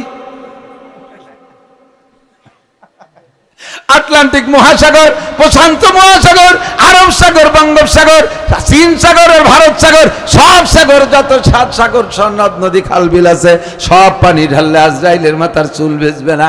এত বড় আজরাইল যদি সড়কের গোড়ায় একটা আঙ্গুল ফেলে রাখে, নমরুদ কেন সারা পৃথিবীর 800 কোটি মানুষও টানলে পারবো না। ইবলিস টের পাইয়া কয়, ও মহারাজ, মস্তান বসে আছে গোড়ায়, যদি সড়ক ঘুরাইয়া সফল হতেই হয়, আমল পাল্টাইতে হবে, কাজ করতে হবে। কয় কাজ কি? কয় ওই মস্তান সরানোর জন্য আর কোনো তদবির নাই, একটাই মাত্র তদবির, ওই জায়গায় ফাহাস কাম করাইতে হবে, যুবক যুবতী দিয়ে নারী আর পুরুষ দিয়ে অন্যায় করাইতে হবে, বাস্তবে একেবারে ওপেনে তাদেরকে দিয়ে আকাম করাইতে হবে। আর এই অবস্থায় ফেরেশতা জিব্রাইল ফেরেশতারা একজনও দেখে লজ্জায় থাকতে পারবে না, তখন ওই জায়গা থেকে জিব্রাইল সরে যাবে, তারপরেই তুমি সফল হইতে পারবা। নমরুদ কয় নো প্রবলেম, এটা কোনো ঘটনাই না। 40 জন যুবতী আর 40 জন যুবক এদেরকে নিয়া এই ফাহাস কামে সে জায়গা রত করাই দিছে, লিপ্ত করাইছে। জিব্রাইল কয় আল্লাহ আর তো থাকতে পারলাম না, এই অপকর্মের ভিতরে কিভাবে থাকবো, তোমার ইব্রাহিমরে আর কিভাবে বাঁচাবো? আল্লাহ কয় বাঁচানোর মালিক তুমি না, বাঁচানোর মালিক আমি আল্লাহ। ওহী ওয়া উমিত, বাঁচাইও আমি, মারিও আমি, নমরুদের কোনো ক্ষমতা নাই, তোমাদের দায়িত্ব এটা আমি দেই নাই। আসো চলে আসো, ওই লজ্জাজনক জায়গায় থাইকো না। এরা চলে আসছে আর চড়ক লুস হয়ে গেছে, এখন টান দিলেই ঘুরবে। শয়তান তো সর্বকালে শয়তানি করতে লেগে আছে। নমরুদরে যে আর একটা কুপরামর্শ দিল, হ্যাঁ মহারাজ আমি তোমাকে অনেক আগেই আইছি দুনিয়ায়, অনেক অভিজ্ঞতা, আমার অভিজ্ঞতার আলোকে একটা কথা বলবো। বলেন। এই ইব্রাহিমের সারা গায়ে যে জামা কাপড় আছে ওর ভিতরে জাদুতে ভরা, তুমি যত আগুন বানাও না কেন ওর ওই পোশাক পরবেই না, ও কোনো স্পর্শ করবে না। কাজেই যদি ইব্রাহিমরে পোড়ায় মারতে হয় জামা কাপড় খুলে ফেলতে হবে। উদ্দেশ্য হলো একজন নবীকে অপমান করা, গায়ের কাপড় খুলে উলঙ্গা করে তাকে অপমান করবে। নমরুদ বললেন হ্যাঁ তাহলে তার গায়ের জামা কাপড় খুলে ফেলো। যখন চড়ক ঘুরানোর আগে গায়ের জামা কাপড় খোলার সিদ্ধান্ত একমত হইল, তারপরে আল্লাহ পাক রব্বুল আলামিন জিবরিল আলাইহিস সালামকে ডাইকে বলে, জিবরাইল একদিক দিয়ে পরনের কাপড় খুলবে আর একদিক দিয়ে তারে জান্নাতের পোশাক পরাইয়া দিবা। আল্লাহ এত তাড়াতাড়ি জান্নাতের পোশাক কোথায় পাইব? কয় তা জানি না। জিবরিল আলাইহিস সালাম মুহূর্তের মধ্যে উড়াল দিলেন, দুইটা ডানায় একবারে বাড়ি মারলে 1,86,000 মাইল পথ যায়। জিব্রাইল কয় দ্রুত গতিতে জান্নাতের কাপড় আনতে গিয়ে আমি আমার 600 ডানা ব্যবহার করেছি, চোখের পলকে গেছি আর আনছি। জামা আনার সময় আল্লাহ কয় আরে জামা তো নিবা সাথে জান্নাত থেকে একটা খাট নিয়ে যাও, আমার ইব্রাহিমের পায়ের নিচে বিছাইয়া দিবা, নমরুদের ওই অভিশপ্ত কাঠের উপরেও বসবে না।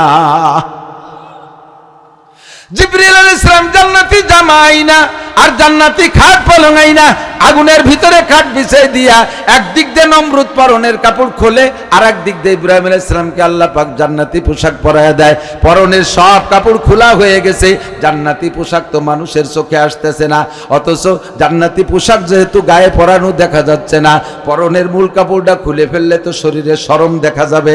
নমরুদ কয় কি রকম কাপড় খুললে ইব্রাহিমের কিছু তো দেখা যায় না, কাপড়ও দেখা যায় না, শরমও দেখা যায় না। ঠিক আছে না দেখা যায় না যাক, ও তো একটা জাদুকর, এই জাদু দিয়ে হয়তো শরমকে ঘিরে রাখছে। ফেলাও আগুনে, আগুনের ভিতরে নিক্ষেপ করেছে, মাঝখানে নিয়ে চলক দিয়ে ঘুরাইয়া সেই খাটের উপরে নিয়ে ফেলাইছে। যে জায়গায় ফেলাবে ইব্রাহিম জিবরিল আলাইহিস সালাম আগের থেকে গোয়েন্দা তথ্য নিয়ে সেই জায়গায় খাট কান সেট করছে, কোন জায়গা ফেলাবে। খাটের উপরে বানাসে বসায় দিছে, ইব্রাহিম আলাইহিস সালাম খাটের উপরে বসা, এক খাটের এক কোনায় জিবরিল আলাইহিস সালাম বসা। একটু বলেন না সুবহানাল্লাহ। আগুন দুইজনের গায়েতে সরে গেছে, ফেরেশতারা নারায় তাকবীর দিচ্ছে, ফেরেশতারাও জানে না যে পুড়বে না। আস্তে ইমানদার জিনরাও কাঁদতেছে, যত আশপাশে যত প্রাণী চোখের সামনে আসছিল তারাও কাঁদতেছে, আল্লাহ তোমার খলিল আগুনে পোড়ায়, তোমার শত্রু পোড়ায়, তুমি আল্লাহ কি দেখো না? আল্লাহ কয় আমি দেখি না, মানে আমার হুকুম, আমার হুকুম দিতে যে দেরি, একটু দেরি হবে না বাস্তবায়ন হইতে। আল্লাহ পাক ডাক দিয়ে বললেন কুলনা ইয়া নারু কুনি বারদান ওয়া সালামান আলা ইব্রাহিম, হে আগুন আমার ইব্রাহিমের গায়ের একটা লোমও যেন পড়ে না। আল্লাহু আকবার। এক ডেকেছেন ইব্রাহিম নবী, নমরুদের আগুনে পড়ি, আগুন হইল ফুল বাগিচা, আগুন হইল ফুল বাগিচা, পশম জ্বলে না, খোদা তোমায় ডাকতে জানি না। আল্লাহ পাক রব্বুল আলামিন আগুনকে নির্দেশ দিয়েছে, আগুন তুই আমার ইব্রাহিমের গায়ের একটা লোমও পোড়াবি না, আর ঠান্ডা হয়ে যাবি, তবে এমন ঠান্ডা যেন হবি না আমার ইব্রাহিমের যেন ঠান্ডার কারণে কষ্ট হয়। আল্লাহর হুকুমে আগুন বড় সুন্দর শান্তিদায়ক ঠান্ডা হয়ে গেছে। ইব্রাহিম আলাইহিস সালামের পাশে বসে জিবরাইল জিজ্ঞেস করে, ভাই ইব্রাহিম কষ্ট হচ্ছে না তো? ইব্রাহিম আলাইহিস সালাম কয়, আগুন কো? কয় আগুন তো যা আছে। আগুনে এমন একটা বিস্ফোরণ ঘটাইছে, একে বিস্ফোরণে চতুর্দিকের 50 মাইলের মধ্যে যা ছিল পাশে সব পুড়ে ছাই হয়ে গেছে। মাঝখানে ইব্রাহিম আলাইহিস সালাম বসে আছে শান্তির সাথে। আগুন কিছুদিন পরে যখন স্বাভাবিক হয়ে নিভে গেছে, নমরুদ তো বাইরে থেকে খুশিতে লাফাচ্ছে, ও তো টের পাচ্ছে না যে ইব্রাহিম তাজা আছে। কয়েকদিন পরে ইব্রাহিম ভিতরে বেরোয় চলে আইছে, কন্যা সুবহানাল্লাহ। আগুন যখন এইভাবে বিশাল ভাবে ধাউ ধাউ করে জ্বলতেছে, ইব্রাহিম আলাইহিস সালাম মাঝখানে বসা। ইতিমধ্যে একটা ব্যাং ওই ব্যাং আইসা আল্লাহর কাছে মুনাজাত করছে, রব্বুল আলামিন আমার তো তেমন কোনো ক্ষমতা নেই, তোমার ইব্রাহিম আগুনের মধ্যে পড়বে, নমরুদ পোড়াইবে, আমি কি করতে পারি, কি সহযোগিতা করতে পারি, আমি কি করতে পারি? আল্লাহ কয়, তুমি কি করতে পারবে? এত বড় আগুনের কাছে তোমার কি ক্ষমতা আছে? কয়, তোর কি দমকল আছে, তোর কি ফায়ার সার্ভিস আছে, তোর কি স্যালক কি বলা হয় এই দমকল আছে, এগুলো আছে? কয়, আল্লাহ আমার কাছে দমকল নাই, আমার কাছে একটা কল আছে। আবে দরিয়ারা আগার নতুবা কাশিদ হাম্বা কদরে তশনগি বায়াত শাশিদ। তুমি আল্লাহ যদি আমি ব্যাংরে আকারে অর্ডার করো, এই আরব সাগরের পানি সেচে ফেলাবি, নীল দরিয়ার পানি সেচে ফেলাবি, তুমি যদি আমারে অর্ডার করো। আমার তো দমকল আর ফায়ার সার্ভিস নাই, আমি কি চেষ্টা করতে পারি না?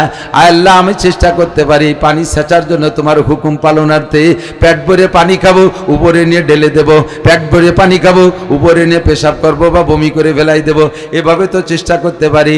আমি তোমার ইব্রাহিমের পক্ষে কি এতটুকু ন্যূনতম চেষ্টাও করতে পারি না? আল্লাহ কয়, কর দেখি কি করতে পারিস। ব্যাঙ্গে সাগরের থেকে পানি খাইয়া পরিমাণ মতো পানি টাইম দেরি করার পরে যখন পানিটুক পেটের মধ্যে পেশাব হয়ে গেছে, এবার দূরের থেকে জাম করে 3 বার পেশাব করছে। যেই আগুনের কাছে মানুষ 1 মাইলের মধ্যে যাওয়ার ক্ষমতা রাখে না, ব্যাঙ্গে কি সেই কাছে যাইয়া পেশাব করতে পারছে নাকি? ও দূরিতে পেশাব করে দিয়েছে, হয়তো 1.5-2 হাত দূরে গেছে, আগুনের কাছেও যাই নাই, আগুনের কোনো ক্ষতি হয় নাই। আল্লাহু আকবার। ব্যাঙ্গের পেশাবে আগুনের কোনো ক্ষতি হয় নাই, ইব্রাহিমের কোনো উপকার হয় নাই, নমরুদের 1 পয়সার ক্ষতি হয় নাই। ফাঁকে হয়েছে ব্যাং ইব্রাহিম আলাইহিস সালামের পক্ষপাতিত্ব করেছে আর নমরুদের সাথে বিরোধিতা করেছে। এর কারণে আল্লাহ পাক রব্বুল আলামিন ব্যাঙ্গে মর্যাদা বাড়াইয়া দিছে। আল্লাহ কয়, হে ব্যাং, তুই আমার ইব্রাহিমের পক্ষ নিয়েছিস, আমি তোর জন্য 3টা পুরস্কার রাখলাম। 1 নম্বর পুরস্কার তোর পেশাব পাক, 2 নম্বর পুরস্কার তোর পেশাবে বরকত দিয়ে দিলাম, কোনোদিন পেশাবে কম পড়বে না। এক রাত্রি যদি এক ব্যাঙ্গের গায়ে 20 বারও লাথি লাগে, 20 বারই একই পরিমাণ পেশাব করে, মাঝেও কোনো জায়গায় যে পানি খাইয়ে আসে না, নাকি ওর সাথে মাম পানির বোতল থাকে? পানির বোতল থাকে নাকি? যতবার লাথি লাগে অতবার পেশাব করে, পেশাব আসে কোন জায়গার থেকে? ওর 2 নম্বর পুরস্কার তোর পেশাবে করে দিন কম পড়বে না, বরকত দিয়ে দিলাম। 3 নম্বর পুরস্কার তোর জন্য, আরে দুনিয়ায় কত ব্যাং মানি, আমরা ব্যাং মারি না? ব্যাং, এই ব্যাঙ্গে ক্ষতি করি কার উপকার করুক, ব্যাংরে অনর্থক বিশেষ করে ক্ষতি যদি না করে, ব্যাং মারা হারাম, ব্যাং মারা হারাম। ব্যাংরে মারবি না, ব্যাং মানুষের মুসলমানদের পক্ষে আজীবন, ব্যাঙ্গে আজীবন মানুষ মুসলমানদের পক্ষে। আল্লাহু আকবার। এই ব্যাংরে আল্লাহ তাআলা এত সম্মান দিয়েছে, অনর্থক যদি কেউ একটা ব্যাং মেরে ফেলায়, অনর্থক যদি কেউ একটা ব্যাং মেরে ফেলে, এতে যে গুনাহ হবে, এই গুনাহ মোচনের জন্য একটা খাসি সদকা করে দিতে হবে, একটা খাসি সদকা করতে হবে। তোর দাম এত দিলাম যে তোরে মারলি, একটা খাসি সদকা না করলে গুনাহ মোচন হবে না। আমি ওই জন্য আমার ড্রাইভারে বলি, রাতের বেলা সুসো মারিস আর ইন্দুর মারিস, যা মারিস সাপ চাকা তলে পড়ে, ব্যাং রে যেন মারিস না। তার রাতভর চিল্লে পাল্লায় যা কামাইও সেও সদকা দিতে শেষ হয়েছে। রাস্তায় তো শত ব্যাঙের সাথে সাক্ষাৎ হয়, ব্যাঙের সম্মান কে দেশে? আল্লাহু আকবার। আবে দরিয়ারা আগার নতুয়া কাশিদ হাম্বা কদরে তশনগি বায়াত শাশিদ। আল্লাহ আল্লাহ আল্লাহ আল্লাহ বলতে গেলে অনেক হিসাব নিকাশ করে কথা বলা লাগে। বর্তমান সময় খুব হিসাব নিকাশের সময়। সাবধান থাকবো, সতর্ক থাকবো, আমার কোনো কারণে যেন ধর্মের ক্ষতি না হয়ে যায়, আমার কোনো আচরণে যেন ইসলামের ক্ষতি না হয়। কথা বলেন ঠিক কি ঠিক না? আমার গোপালগঞ্জের বন্ধুরা, আমার গোপালগঞ্জের বন্ধুরা, আমার নিজস্ব গ্রাম এলাকার বন্ধুরা, সাবধান থাকতে হবে। আমি যা কিছু করি না করি, রাজনীতি করি, ধর্মনীতি করি, সব কিছুর ভিতর দিয়ে যেন আল্লাহ আল্লাহর রসুলের সাথে বেয়াদবি না হইয়া যায়। আখিরাতে আমার কোনো নেতা বাঁচাইতে পারবে না। বাঁচানোওয়ালা একমাত্র কে? আর একটু জোরে কে? আমার যুবক বন্ধুরা, কোন নেতার পালায় পড়ে তুমি ধর্ম এবং ধর্মীয়দের সাথে বিয়াদবি করবা না। নেতা তোমার পক্ষে থাকবে না। সেদিন নেতার পাশা নিয়ে অবশ্যই শুরু হয়ে যাবে, চিন্তায় পড়ে যাবে। কাজেই খুব সতর্ক থাকতে হবে।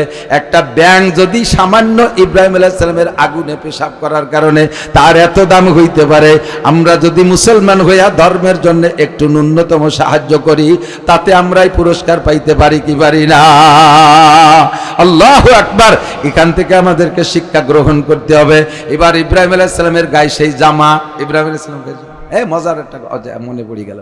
ইব্রাহিম আলাইহিস সালাম সেই জামা সহ বের হয়ে যাইছে, আর তো পারলো না।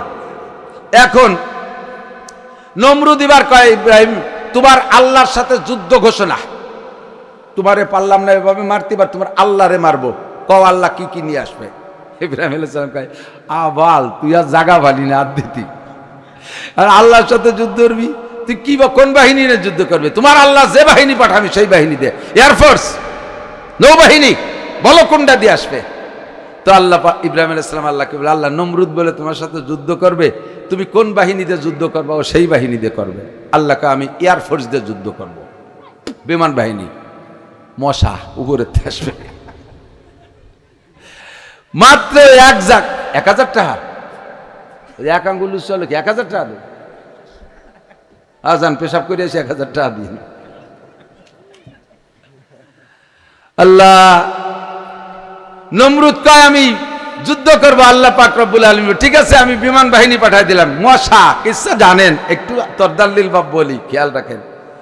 একজাক মশা আইছে। ইব্রাহিম আলাইহিস সালাম কয় ওই যে আমার আল্লাহর সেনাবাহিনী আইছে। নমরুদের সেনাবাহিনী তো 70 লক্ষ বলা রয়েছে না, 70 লক্ষ।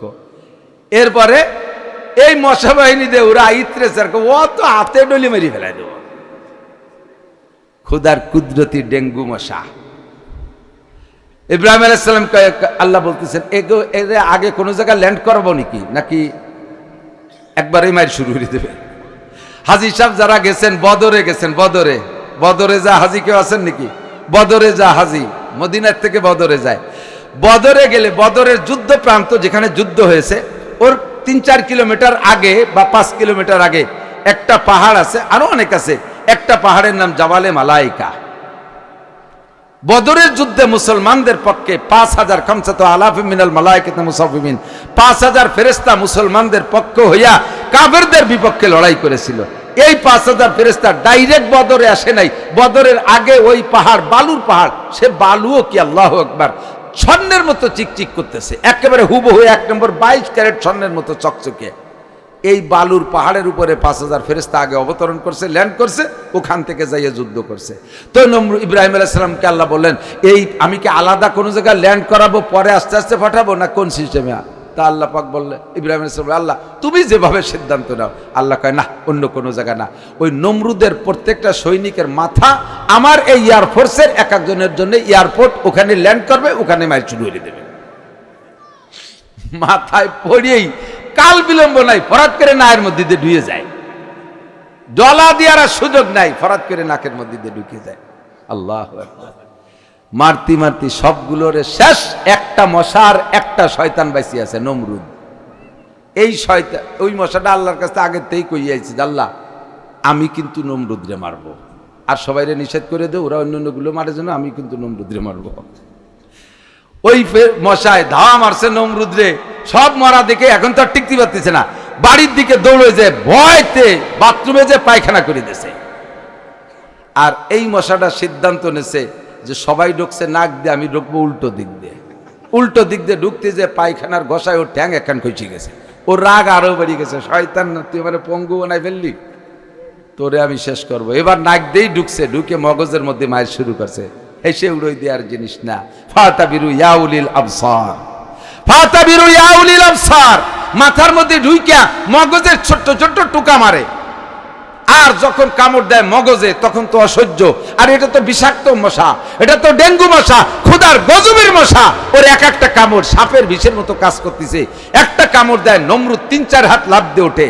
আর এই বাঁচার জন্য মাথায় একটা থাপ্পড় মারে, নিজের মাথায় নিজে থাপ্পড় মারে। থাপ্পড় যখন মারে, যতক্ষণ থাপড়ায় মশা কয় তোর হলো মারার দরকার, তুই নিজে যখন মার খাচ্ছিস আমি এই ফাঁকে একটু জিড়েই নেই, ওই সময় কামড়ায় না। তখন নমরুদ বসছে যে মাথায় থাপড়ালি মারি কামড়ের হাতের বাঁচা যায়, নিজে কতক্ষণ থাপড়াবে, হাতের তো সয় না। তো কর্মচারী একটা ভাড়া আছে, তুমি একটু চড়াই দিবি। ও কয় তোর ফিরি চড়াবো না, টাকা দিতে হবে।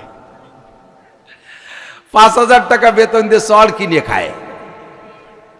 ফাতাবিরু ইয়া উলিল আবসার, বুদ্ধি থাকলে উপদেশ গ্রহণ করো। 5,000 টাকা দিয়ে চড় কিনে খায়। আল্লাহ কয় তোরে কেউ মাংনা চড়াবেও না, যে অবস্থায় আইছিস ফিরি কেউ চড়াবে না। কিছুদিন পরে আল্লাহ মশারে কয় যে দেরি হয়ে যাচ্ছে, তুমি ওই যে বিরতি টাইমে যে মানে ও জুতো থাপ্পড় খাস ভিতর দিয়ে যে তুমি কামলাও না, ওরে তো দেরি হয়ে যাচ্ছে মারতে, তাহলে এই চড়ের ভিতরেও কামড়াতে হবে। এখন চড়ের মধ্যেও কামড়ায়, কারণ মনে করছে যে চড় আসতে হয়ে যাচ্ছে বিদায় মনে হয় কামড়াচ্ছে। একজন ওরে কয় যে তুই জুতো দর দি, জুতো দিয়ে বাড়ি দিই সারে নিকি দেয়। তো যখন জুতো দিয়ে পিটে তখন একটু থামে। আল্লাহ কয় এন কর্মচারী কয় যে তোমার জুতো দিয়ে বাড়াবো, বেতন বাড়াই দিতে হবে। আর 2,000 বাড়াই দিয়েছে, 7,000 টাকা দিয়ে জুতোর বাড়ি কিনে খায়। এর নাম কপাল, এর নাম কি কপাল। 7,000 টাকা দিয়ে জুতোর বাড়ি, জুতোর বাড়ি 7,000। কিছুদিন মারির পরে যাইয়া এরপরে ওই জুতোর বাড়ির ভিতরেও কামড়ায়। এখন কয় তুই মুগুর দর্দি, কয় যে আর 3,000 দিতে হবে।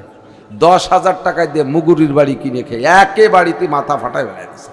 তাইলে উঠিলে সিজনে কিন্তু শক্ত থাকে, সিজন শেষ হয়ে গেলে যে ঘরের মাছ কোনায় কোনায় এখানে দলাবলা হয় না, বৃষ্টি বাদল লাগতে লাগতে তাইলে উঠিলে নরম হয়ে যায়, তারপরে কিন্তু মুসমুসি হয়ে যায়। ওর মাথার মগজ সব খেয়ে ফেলাইছে, বাড়ি দিয়েছে তাইলে উঠিলের মতো ভাঙ্গে চুরচুর হয়ে গেছে। মশাটা বুড়ো আঙ্গুল দেখাতে দেখাতে চলে গেছে। করলি না কিছু, করলি না কিছু। ফাতাবিরু ইয়া উলিল আবসার, জ্ঞান থাকলে উপদেশ গ্রহণ করো। ইব্রাহিম আলাইহিস সালাম সেখান থেকে সুস্থভাবে বেরিয়ে আসেন, সেই জান্নাতি জামা গায়ে। কন্যা সুবহানাল্লাহ। আল্লাহ পাক রব্বুল আলামিন জিবরাইলকে কয় খাটখান্ডে সংগ্রহ করো, ওই আগুনের ভিতরে যে খাটখান সংগ্রহ করো, জামাটা ইব্রাহিমের গায়ে থাক। খাটখানও একদিন কাজে লাগবে, জামাও একদিন কাজে লাগবে। জামা নিয়ে চলে এসেছে ইব্রাহিম আলাইহিস সালাম, শান্তিতে উনার জিন্দেগি কাটাইলেন। এরপরে যাই আল্লাহু আকবার, ইব্রাহিম আলাইহিস সালামের ছেলের নাম ইসমাইল আলাইহিস সালাম, আরেক ছেলের নাম ইসহাক আলাইহিস সালাম। ইসহাক আলাইহিস সালামের বংশে নবী বেশি। ইসহাক আলাইহিস সালামের বংশে হাজার হাজার লক্ষ লক্ষ নবী, লক্ষ লক্ষ নবী, হাজার হাজারও না।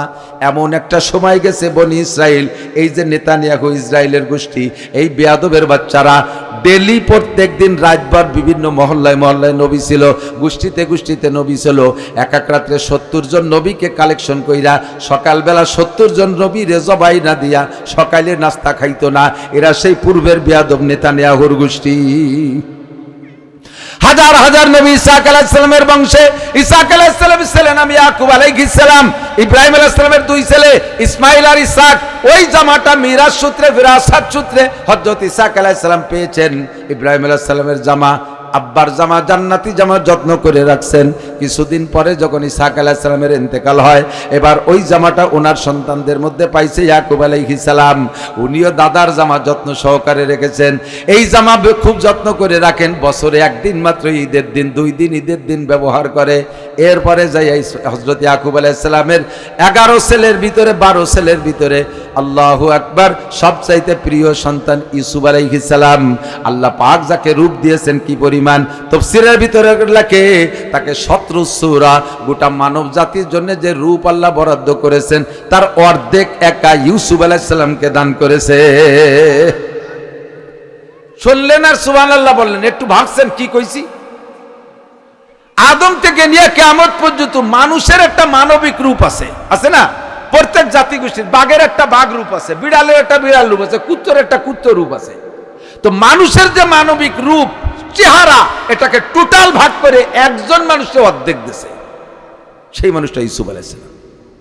আল আইনু হাক্কুন, আর যে অর্ধেক না, ওই অর্ধেকের অর্ধেক, অর্থাৎ টোটালের 4 ভাগের 1 ভাগ, 25%, চাইরে না শিখি ইউসুফ আলাইহিস সালামের দাদি রে দিয়েছে। 2 দাদি পুতায় পাইছে 12 আনা, আর চাইরে না আমরা সারা গোষ্ঠী দরিয়া, আরো চলতে থাকবে কিয়ামত পর্যন্ত। তাহলে বোঝেন যে ইউসুফ আলাইহিস সালামের চেহারাটা কেমন ছিল। এই চেহারার উপরে জুলাইকা আশেক হয়ে যাওয়াটা জুলাইকার আদৌ দোষ না, যে কেউ তারপর পাগল হতে বাধ্য। আল্লাহু আকবার। এই চেহারার উপরে আল আইনু হাক্কুন, হাদিসের শব্দ, মানুষের চোখ কুদৃষ্টি এটা খুব ক্রিয়াশীল। এজন্যে জাস্ট মাঝে না লাগাইয়া আমাদের মা বোনরা, মুসলিম মা বোনরা বাচ্চাদেরকে, ছোট শিশু বাচ্চাদের দেখবেন কপালের এই কেনিতে একটা কালো ফুটা দেয়, মাঝে দিয়ে হারাম, এই কেনিতে বা এদিক সেদিক একটা কালো দাগ দিয়ে দেয়। আমাদের দেশে এই কুনজরেতে বাঁচার জন্য কদু গাছে বড় বড় পাতা হলি বেড়া, তাতে কদু হবে ভালো, এর গাছের দিক মানুষের কুনজর লাগার ভয়তে ওর গলায় একটা তাবিজ দিয়ে দেয়। ইউসুফ আলাইহিস সালামের উপরে বদনজর লাগার ভয়তে ওই জান্নাতি জামাটা ওইটারে বইটা তাবিজ বানাইয়া একটা মাদুলিতে পরে ইউসুফ আলাইহিস সালামের গলায় ঝুলিয়ে দিয়েছে, যাতে কুদৃষ্টি না লাগে। শুরু হয়েছে এখান থেকে নতুন আর এক খেলা। কষ্ট হচ্ছে নাকি? আমি কিচ্ছা কাহিনী খুব একটা করি না, মশলা কই কেন যেন এসে গেছে, বিরক্ত হইেন না, সামনে কথা আছে। এবার ইউসুফ আলাইহিস সালামের গলায় এই জামা, কিছুদিন পরে যখন ইউসুফ আলাইহিস সালামের ভাইরা ইউসুফ আলাইহিস সালামের কূপের মধ্যে ফেলাইছে না, এই কূপটা তো পরিষ্কার না, অপরিচ্ছন্ন, অব্যবহৃত, পরিত্যক্ত। ওই জঙ্গলের ভিতরে মাঝে মাঝে একটু পানি ওঠে, আর যারা ছাগল গরু উঠদুম্বা ভেড়া চড়ায় ওরা ওখান থেকে একটু গরু ছাগলের পানি খায়, মানুষের খাওয়ার যোগ্য পানি না, ভিতরে অনেক নোংরা, বরঞ্চ বলা হয় ডাস্টবিনের মতো, শহরের আশেপাশের ময়লা নোংরার মধ্যে ফেলায়।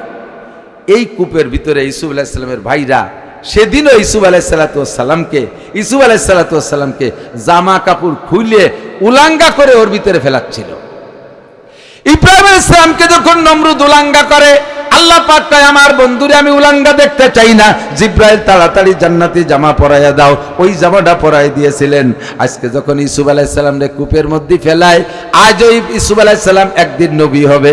আল্লাহ জিবরিলকে বললেন আমার বন্ধুরে 1 সেকেন্ডের জন্য উলাঙ্গা দেখতে চাই না, তারও জান্নাতি জামা পরাও। জিব্রাইল কয় আল্লাহ কোন জামা? কয় তার গলায় যে জামাটা, তার পর্দাদার, তার তাওইদাদার যে জামাটা আছে, ওই জামাটা তার গলায় ঝুলানো আছে, ওইটাই পরায় দাও। এইবার জিবরিল আলাইহিস সালাম আইসা কেনে আঙ্গুলের খুসা দিয়া তাবুজির থেকে জামা বের করে একদিক দিয়ে ইব্রাহিম ইউসুফ আলাইহিস সালামের ভাইরা গায়ের কাপড় খোলে, আর একদিক দিয়ে জিবরাইল ওই জামা পরাইয়া দেয়। ভাইরা কয় ল্যাংটা তো করলাম ইউসুফ রে, তার শরম তো দেখা যায় না। কেন দেখা যায় না তা তো জানে না, জান্নাতি পোশাকে ঘিরে ফেলাইছে। এবার খাটের নিচে ব্যবস্থা কি হবে? সেই খাটখান, যেই খাটখান ইব্রাহিম আলাইহিস সালামের আগুনের মধ্যে দিয়েছিল, ওই খাটখান জিবরিল আবার আইনা ইউসুফ আলাইহিস সালামের কূপের নিচে বিছাই দিয়েছে। সুন্দর করে জান্নাতি জামা গায়ে, জান্নাতি খাটে বসা। বলেন না সুবহানাল্লাহ। আপনি যদি ইমানদার হন, আল্লাহকে যদি এমন একটা ইমান দেন, আল্লাহ এইরকম পুরস্কার নিয়ে আপনার জন্য প্রস্তুত। আল্লাহ কয় আমিনু কামা আমানান নাস, আমিনু কামা আমানান নাস। তুমি যদি ইব্রাহিম আলাইহিস সালামের মতো ঈমান আমারে দিতে পারো, আমি তোমারে আগুনের থেকে বাঁচার ব্যবস্থা করে দেব। তুমি যদি ইউসুফ আলাইহিস সালামের মতো ঈমান আমারে দিতে পারো, এমন কূপের ভিতরে তোমারে জান্নাতি পরিবেশে আমি রাখতে পারি। তুমি যদি মুসা আলাইহিস সালামের মায়ের মতো ঈমান আমারে দিতে পারো, তাহলে মুসা নবীকে সাগরে ফেলাই দেওয়ার পরে ফিরাউনের ঘরে উঠাইয়া আমি আল্লাহ লালন পালন করতে পারি। তুমি যদি ইব্রাহিম আলাইহিস সালামের মায়ের মতো মা, হে দুনিয়ার মারা, ইব্রাহিম আলাইহিস সালামের মায়ের মতো ঈমান, মায়ের ঈমানের মতো একটা ঈমান তুমি দিতে পারো, তাহলে নমরুদের মতো বিশ্ব জালেমের হাত থেকে যেমন ইব্রাহিম রে বাঁচাইছি, তোমার সন্তান রে ওরকম বাঁচাইতে পারি। কথা বলেন পারে? জোরে বলেন পারে? লাগবে আলো ঈমান। একটু বলেন কি লাগবে? আমিনু, মানে আমি তো ঈমানদার। কি ঈমানদার? রাস্তায় 10 টাকার নোট পালিয়ে এদিক ওদিক তাকায় ধরে ভগেটে বড় সারা, এই তো আপনার ঈমান। 10 টাকার নোটের কাছে ঈমান কাজ। 10 টাকার 5 টাকার কয়েন ফেলানো বলি, সে সময় ডাইকে কয় এই তুমি আইকে গেলে তোমার পয়সা পড়ছে নাকি? 5 টাকার নোট তো, এই তোমার টাকা পড়ছে। যদি 1000 টাকার নোট হয়, এদিক ওদিক তাকায় ধরে ভগেটে বলছে। বড় নোট দেখলে ঈমান শেষ, বড় নোট দেখলে ঈমান শেষ, বড় জায়গা দেখলে ঈমান শেষ। আরে বড় কোনো পদ দেখলে ঈমান শেষ। ঈমান থাকতে হবে সর্বহালাতে, আমার সুখের সময় আলহামদুলিল্লাহ, বলেন সুখের সময় আলহামদুলিল্লাহ, দুঃখের সময় আলহামদুলিল্লাহ। অনেকরেই জানি এই মুহূর্তে অনেক কষ্টের ভিতর দিয়েও হালাত জিজ্ঞেস করলে বলে হযরত আলহামদুলিল্লাহ। এমন হাসি মুখে আলহামদুলিল্লাহ যেমন হযরত আইয়ুব আলাইহিস সালাতু ওয়াস সালামের আলহামদুলিল্লাহ। 18টা বছর পোকায় খাইয়া গায়ে তো কোনো রক্ত মাংস ছিল না, এ পড়ে রয়েছে মনে হয় যেন এটা পোকার স্তূপ, পোকার স্তূপ। জিবরিল আলাইহিস সালাম সন্ধ্যের সময় এসে জিজ্ঞেস করছে, আসসালামু আলাইকুম কাইফা হালুকা ইয়া আইয়ুব, ভাই আইয়ুব কেমন আছেন? সারা গা পোকায় খেয়ে ফেলছে। জিবরাইল দেখতেছে, ডেলি 2-3 বার এসে দেখে, আজকে কি জিজ্ঞাসা করার দরকার আছে? এই জিজ্ঞাসার জবাবটা কেমন দেয়? ইমানের পরীক্ষা নেওয়ার জন্য জিজ্ঞাসা। আমাকে যদি এমন হালাত হইতো, আর যদি কে এসে জিজ্ঞাসা, হুজুর কেমন আছেন, আমরা কি করতাম? কানায় গেছে নাকি, দেখো না কিরম আছি। এই যে সেদিন তবলিগিতে আইতে পারলাম না, এরপরে এই যে পড়ছি তো আর উঠি নিয়ে, আল্লাহ তো ধরছে আমারই, আমরা জব দেই। আর আইয়ুব আলাইহিস সালাম জব দিলেন কি? সারা গায়ে পোকা, মুখে মাংস থাকলেই না হাসিটা টের পাওয়া যায়। কতক্ষণ মুখে ঠোঁট থাকলে হাসিটা টের পাওয়া যায়। এই কণ্ঠের মাধ্যম দিয়ে, এই পুলাসর কণ্ঠের মাধ্যম দিয়ে এমন একটা খুশি প্রকাশ করলেন, সাথে সাথে উত্তরও দেন নাই। সালাম দেশে উত্তর সাথে দেয় নাই, একটু পরে উত্তর দিয়ে কয় ওয়া আলাইকাস সালাম আলহামদুলিল্লাহ। একটু বলবেন কেমন আছেন? আপনারা কেমন আছেন? আরে বলেন না কেমন আছেন? আওয়ামী লীগ হারিয়ে গেছে, এই জন্য কি আমরা মরে গেছি? আমাকে কি হয়েছে? কিচ্ছু হয় নাই, বলেন আলহামদুলিল্লাহ। হাজার আওয়ামী লীগ যাক, হাজার বিএনপি যাক, আমার আল্লাহ আছে, একক তো না খেয়ে নাই। কতক্ষণ যদি আওয়ামী লীগ ভালো করে, কোন না কোনো দিক দিয়ে যদি ভালো করে, আল্লাহ তাআলা আবার এনে দিতে পারে। আর যদি সত্যি অন্যায় করে, তাহলে আল্লাহ বিচার করুক, এ জায়গা আমাদের কোনো অভিযোগ নাই। ঠিক কি ঠিক না? অন্যায় যে করছে সে তো বিচারে কাট করে দাঁড়াবেই। এখানে আমার অত মায়া কান্নার কি দরকার? হযরত আইয়ুব আলাইহিস সালাম হাসি মুখে কয় আলহামদুলিল্লাহ। তো এবার সালামের উত্তর দিয়ে আবার বলতেছে, ভাই আজ শুকর আদায় করে যে ভাই জিবরাইল, আমি সালামের উত্তর দিতে একটু দেরি হয়ে গেল, কষ্ট পেলেন? তো জিবরিল আলাইহিস সালাম বলছে, হ্যাঁ আমার একটু খারাপ লাগছে, আপনি নবী হয়ে সালামের উত্তর দিতে দেরি করলে উম্মত তো সালাম উত্তরই দেবে না। তো জিবরিল আইয়ুব আলাইহিস সালাম বলতেছে, ভাই কষ্ট নিয়েন না, আপনি যখন সালাম দিয়েছেন, আল্লাহর 2টা মেহমান আমার মুখের ভিতরে থেকে গোশত কেটে কেটে খাচ্ছিল। 2টা পোকা মুখের ভিতরে থেকে, জিহ্বাটা ভালো ছিল, মুখের ভিতরে একটু গোশত আছে, লাস্ট ওই গোশতটুকু 2টা পোকায় খাচ্ছিল। আমি যদি সালামের উত্তর দেই, জিহ্বায় নাড়া লাগবে, আর নাড়া লাগলে ওদের ডিস্টার্ব হবে।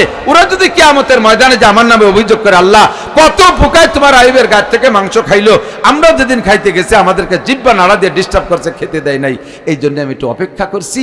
ওরা খেয়ে যখন থেমে গেছে, বুঝলাম যে ওরা আসুদা হয়ে গেছে, এরপরে আমি উত্তর দিছি, এই জন্য একটু দেরি হয়েছে। আল্লাহ কয়, জিবরাইল আমার আইয়ুব কি জবাব দিছে? আল্লাহ তুমি তো আগেই বলছো ইন্নী আলামু মা লা তা'লামুন, আমি যে মানব জাতি বানাইতেছি তাদের যে যোগ্যতা হবে, ফেরেশতা তোরা তা জানিস না। সত্যি এত বিপদের ভিতরে এইভাবে হাসি মুখে জবাব, আর এই কারণে সালামের উত্তর দিতে দেরি করা, এটা মানুষের দ্বারা সম্ভব আর কাহারও দ্বারা সম্ভব না, এবং তা নবীদের দ্বারা সম্ভব। আল্লাহ পাক রব্বুল আলামিন পুরস্কার শুরু করে দিয়েছে। আল্লাহ কয়, জিবরাইল আর কষ্ট দেওয়া যাবে না, ইমানের পরীক্ষা আমার আইয়ুব গোল্ডেন এ প্লাস, ইমানের পরীক্ষায় গোল্ডেন এ প্লাস, বিশ্ব চ্যাম্পিয়ন, মেধা তালিকায় নাম্বার 1। এখনই পুরস্কার শুরু হয়ে যাক। কি দেবো আল্লাহ? কয় 5টা পুরস্কার। কয়টা? 5টা পুরস্কার। 1 নম্বরে দেহটা ভালো করে দাও। সিস্টেম কি? আমার আইয়ুবরে বলো, যে জায়গা আছে জায়গা তো নরম স্যাঁতসেঁতে, পায়ের গোড়ালি দিয়ে মাটিতে একটা আঘাত করুক, একটু নিচু হলে ওখান থেকে আমি পানি সাপ্লাই দেওয়া শুরু করে দেবো। আইয়ুব আলাইহিস সালামকে জিবরিল বললেন, ভাই পায়ের গোড়ালি দিয়ে মাটিতে একটু আঘাত করেন। আইয়ুব আলাইহিস সালাম এই 18 বছরে পোকার কামড়ে কাঁদে নাই, এখন কাঁদে দিছে, এখন কাঁদে দিছে, মানে আবেগ আর সামলাইতে পারতেছে না। জিবরিল বললেন, কষ্ট পেলেন? একটু আঘাত করতে বলছি, এটা কি বিরক্ত বোধ করলেন, কাঁদছেন যে? আইয়ুব আলাইহিস সালাম বলতেছে, ভাই এখন কান্না আসলো, আমি যে পা দিয়ে আঘাত করবো মাটিতে, পায়ের গোড়ালি দিয়ে, আমার পায়ে তো গোড়ালিই নাই, আমার পায়ে তো গোড়ালি নাই, আমি আঘাত করবো কি দিয়ে? যা পারেন করেন। ওয়াল্লাযীনা জাহাদু ফীনা লানাহদিয়ান্নাহুম সুবুলানা ওয়া ইন্নাল্লাহা লামাআল মুহসিনিন। আপনার চিস্তা জিকির যে শেষ হবে, আল্লাহর রহমত সেখান থেকে শুরু হবে, আল্লাহর রহমত সেখান থেকে শুরু হবে। আপনি যা পারেন তাই করেন। আইয়ুব আলাইহিস সালাম কোনো মতে একটু পায়ের গোড়ালিটা মাটিতে রাখছে, জান্নাতি পানির ফোয়ারা জারি হইয়া গেছে। জিবরিল আলাইহিস সালাম কাদায় দিয়ে হাউস বানায় পানি আটকাই দিয়া এবার বললেন এই পানি খান আর গোসল করেন। পানি একটু পান করলেন আর সিটে একটু গায়ে গোসল করলেন। সঙ্গে সঙ্গে একেবারে সেকেন্ডের ভিতরে, মুহূর্তের ভিতরে আগের চাইতে সুন্দর সুঠম একটা বডি তৈরি হয়ে গেছে, একটা পোকাও নাই। 1 নম্বর পুরস্কার দেহ সুন্দর। 2 নম্বর জিবরাইল ব্যাগ খুইলা জান্নাত থেকে এক সেট পোশাক, জামা পাজামা দেশে, পাজামা দেশে পরাইয়া দেশে। 3 নম্বর হলো টুপি দেশে। 4 নম্বরে একটা পাগড়ি দেশে। 5 নম্বরে একখান জায় নামাজ দেশে। এটা জান্নাতি যায় নামাজ নিয়ে যান। বলে দেয় নাই যে কোন ওয়াক্তের কয় রাকাত নামাজ পড়বেন। তখন ছিল মাগরিবের সময়, মাগরিবের সময় ছিল। ওই সময় হযরত আইয়ুব আলাইহিস সালাম আল্লাহর পুরস্কার পাইয়া ইমানি পরীক্ষায় পাশ করতে পারে শুকর আদায় করে 4 রাকাত নামাজে দাঁড়াই গেছে মাগরিবের সময়। মাগরিবের ফরজ নামাজ কয় রাকাত? 3 রাকাত। 4 রাকাত নামাজে দাঁড়াই গেছে। 4 রাকাত পড়তে যে খুশিতে কানতে কানতে 3 রাকাত পড়ে সালাম ফিরিয়ে দিছে। জিবরাইল কয় নাওয়াইতালি আরবা ওয়া সাল্লামতু আলা সালিস রাকাত। 4 রাকাতের নিয়ত করলেন, 3 রাকাত পড়ে সালাম ফিরিয়ে দিলেন। কি করলেন? আল্লাহ পাক কয় জিবরাইল তুমি আমার আইয়ুবের নামাজে লুকমা দাও কা, তুমি কি তার সাথে নামাজে দাঁড়াইছো? তুমি তো বাইরের লোক, তুমি লুকমা দাও কা। কাল এই জায়গা তো আর কেউ না, আমি দেখতেছি 4 রাকাতের নিয়ত করলো, তো একটু আগে শুনলাম, এখন আবার 3 রাকাত পড়ে সালাম দিল, ভুলে গেল নাকি স্মরণ করাই দিই। আল্লাহ কাছে যা পড়ছে আর লাগবে না। ওই 3 রাকাতে আমার কাছে অত্যন্ত প্রিয় এবং এই 3 রাকাত কিয়ামত পর্যন্ত চলতে থাকবে। আখিরি নবী মুহাম্মদুর রাসূলুল্লাহ সাল্লাল্লাহু আলাইহি সাল্লামের উম্মতের উপরে মাগরিবের এই 3 রাকাত আমি ফরজ কইরা দিলাম।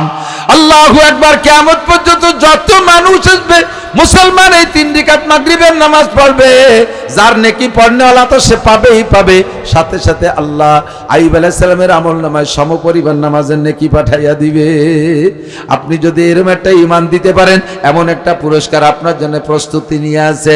ধৈর্যের সাথে পুরস্কার নিতে থাকেন। আল্লাহ কয় ওয়াস্তাইনু বিস-সাবরি ওয়াস-সালাহ ইন্নাল্লাহা মা'আস-সাবিরিন। ধৈর্যের সাথে তুমি ধৈর্যের সাথে সবকিছু মোকাবেলা করো। আল্লাহ ধৈর্যশীলের সাথী। আমরা সব আপদ বিপদে ধৈর্য ধারণ করতে পারবো তো ইনশাআল্লাহ? আল্লাহ তাআলা সহি সবরে জামিল, সঠিক ধৈর্য ধারণ করার তৌফিক দান করে, বলেন আমিন। ধৈর্য ধরবেন, পাগলামি করবেন না। পাগলামি করলেই ক্ষতি হয়ে যাবে। ইমানের পরীক্ষা আল্লাহ যেন আমাদেরকে পাস করার তৌফিক দেয়। আল্লাহ পাস করার তৌফিক না দিলে ফেল করব। এর যুগের ইমান ধরে রাখা সবচাইতে বড় কঠিন। নবী পাক বলেন তাজা কয়লার আগুন হাতে রাখা যত কঠিন, আখেরি জামানায় ইমান ধরে রাখা তার চেয়ে কঠিন হবে। এখন এসে গেছে সেই মুহূর্ত, একটুও বাকি নেই, এসে গেছে সেই মুহূর্ত। কাজেই আমরা ইমানি পরীক্ষায় পাশ করতে প্রস্তুত তো? আল্লাহ কবুল করুক।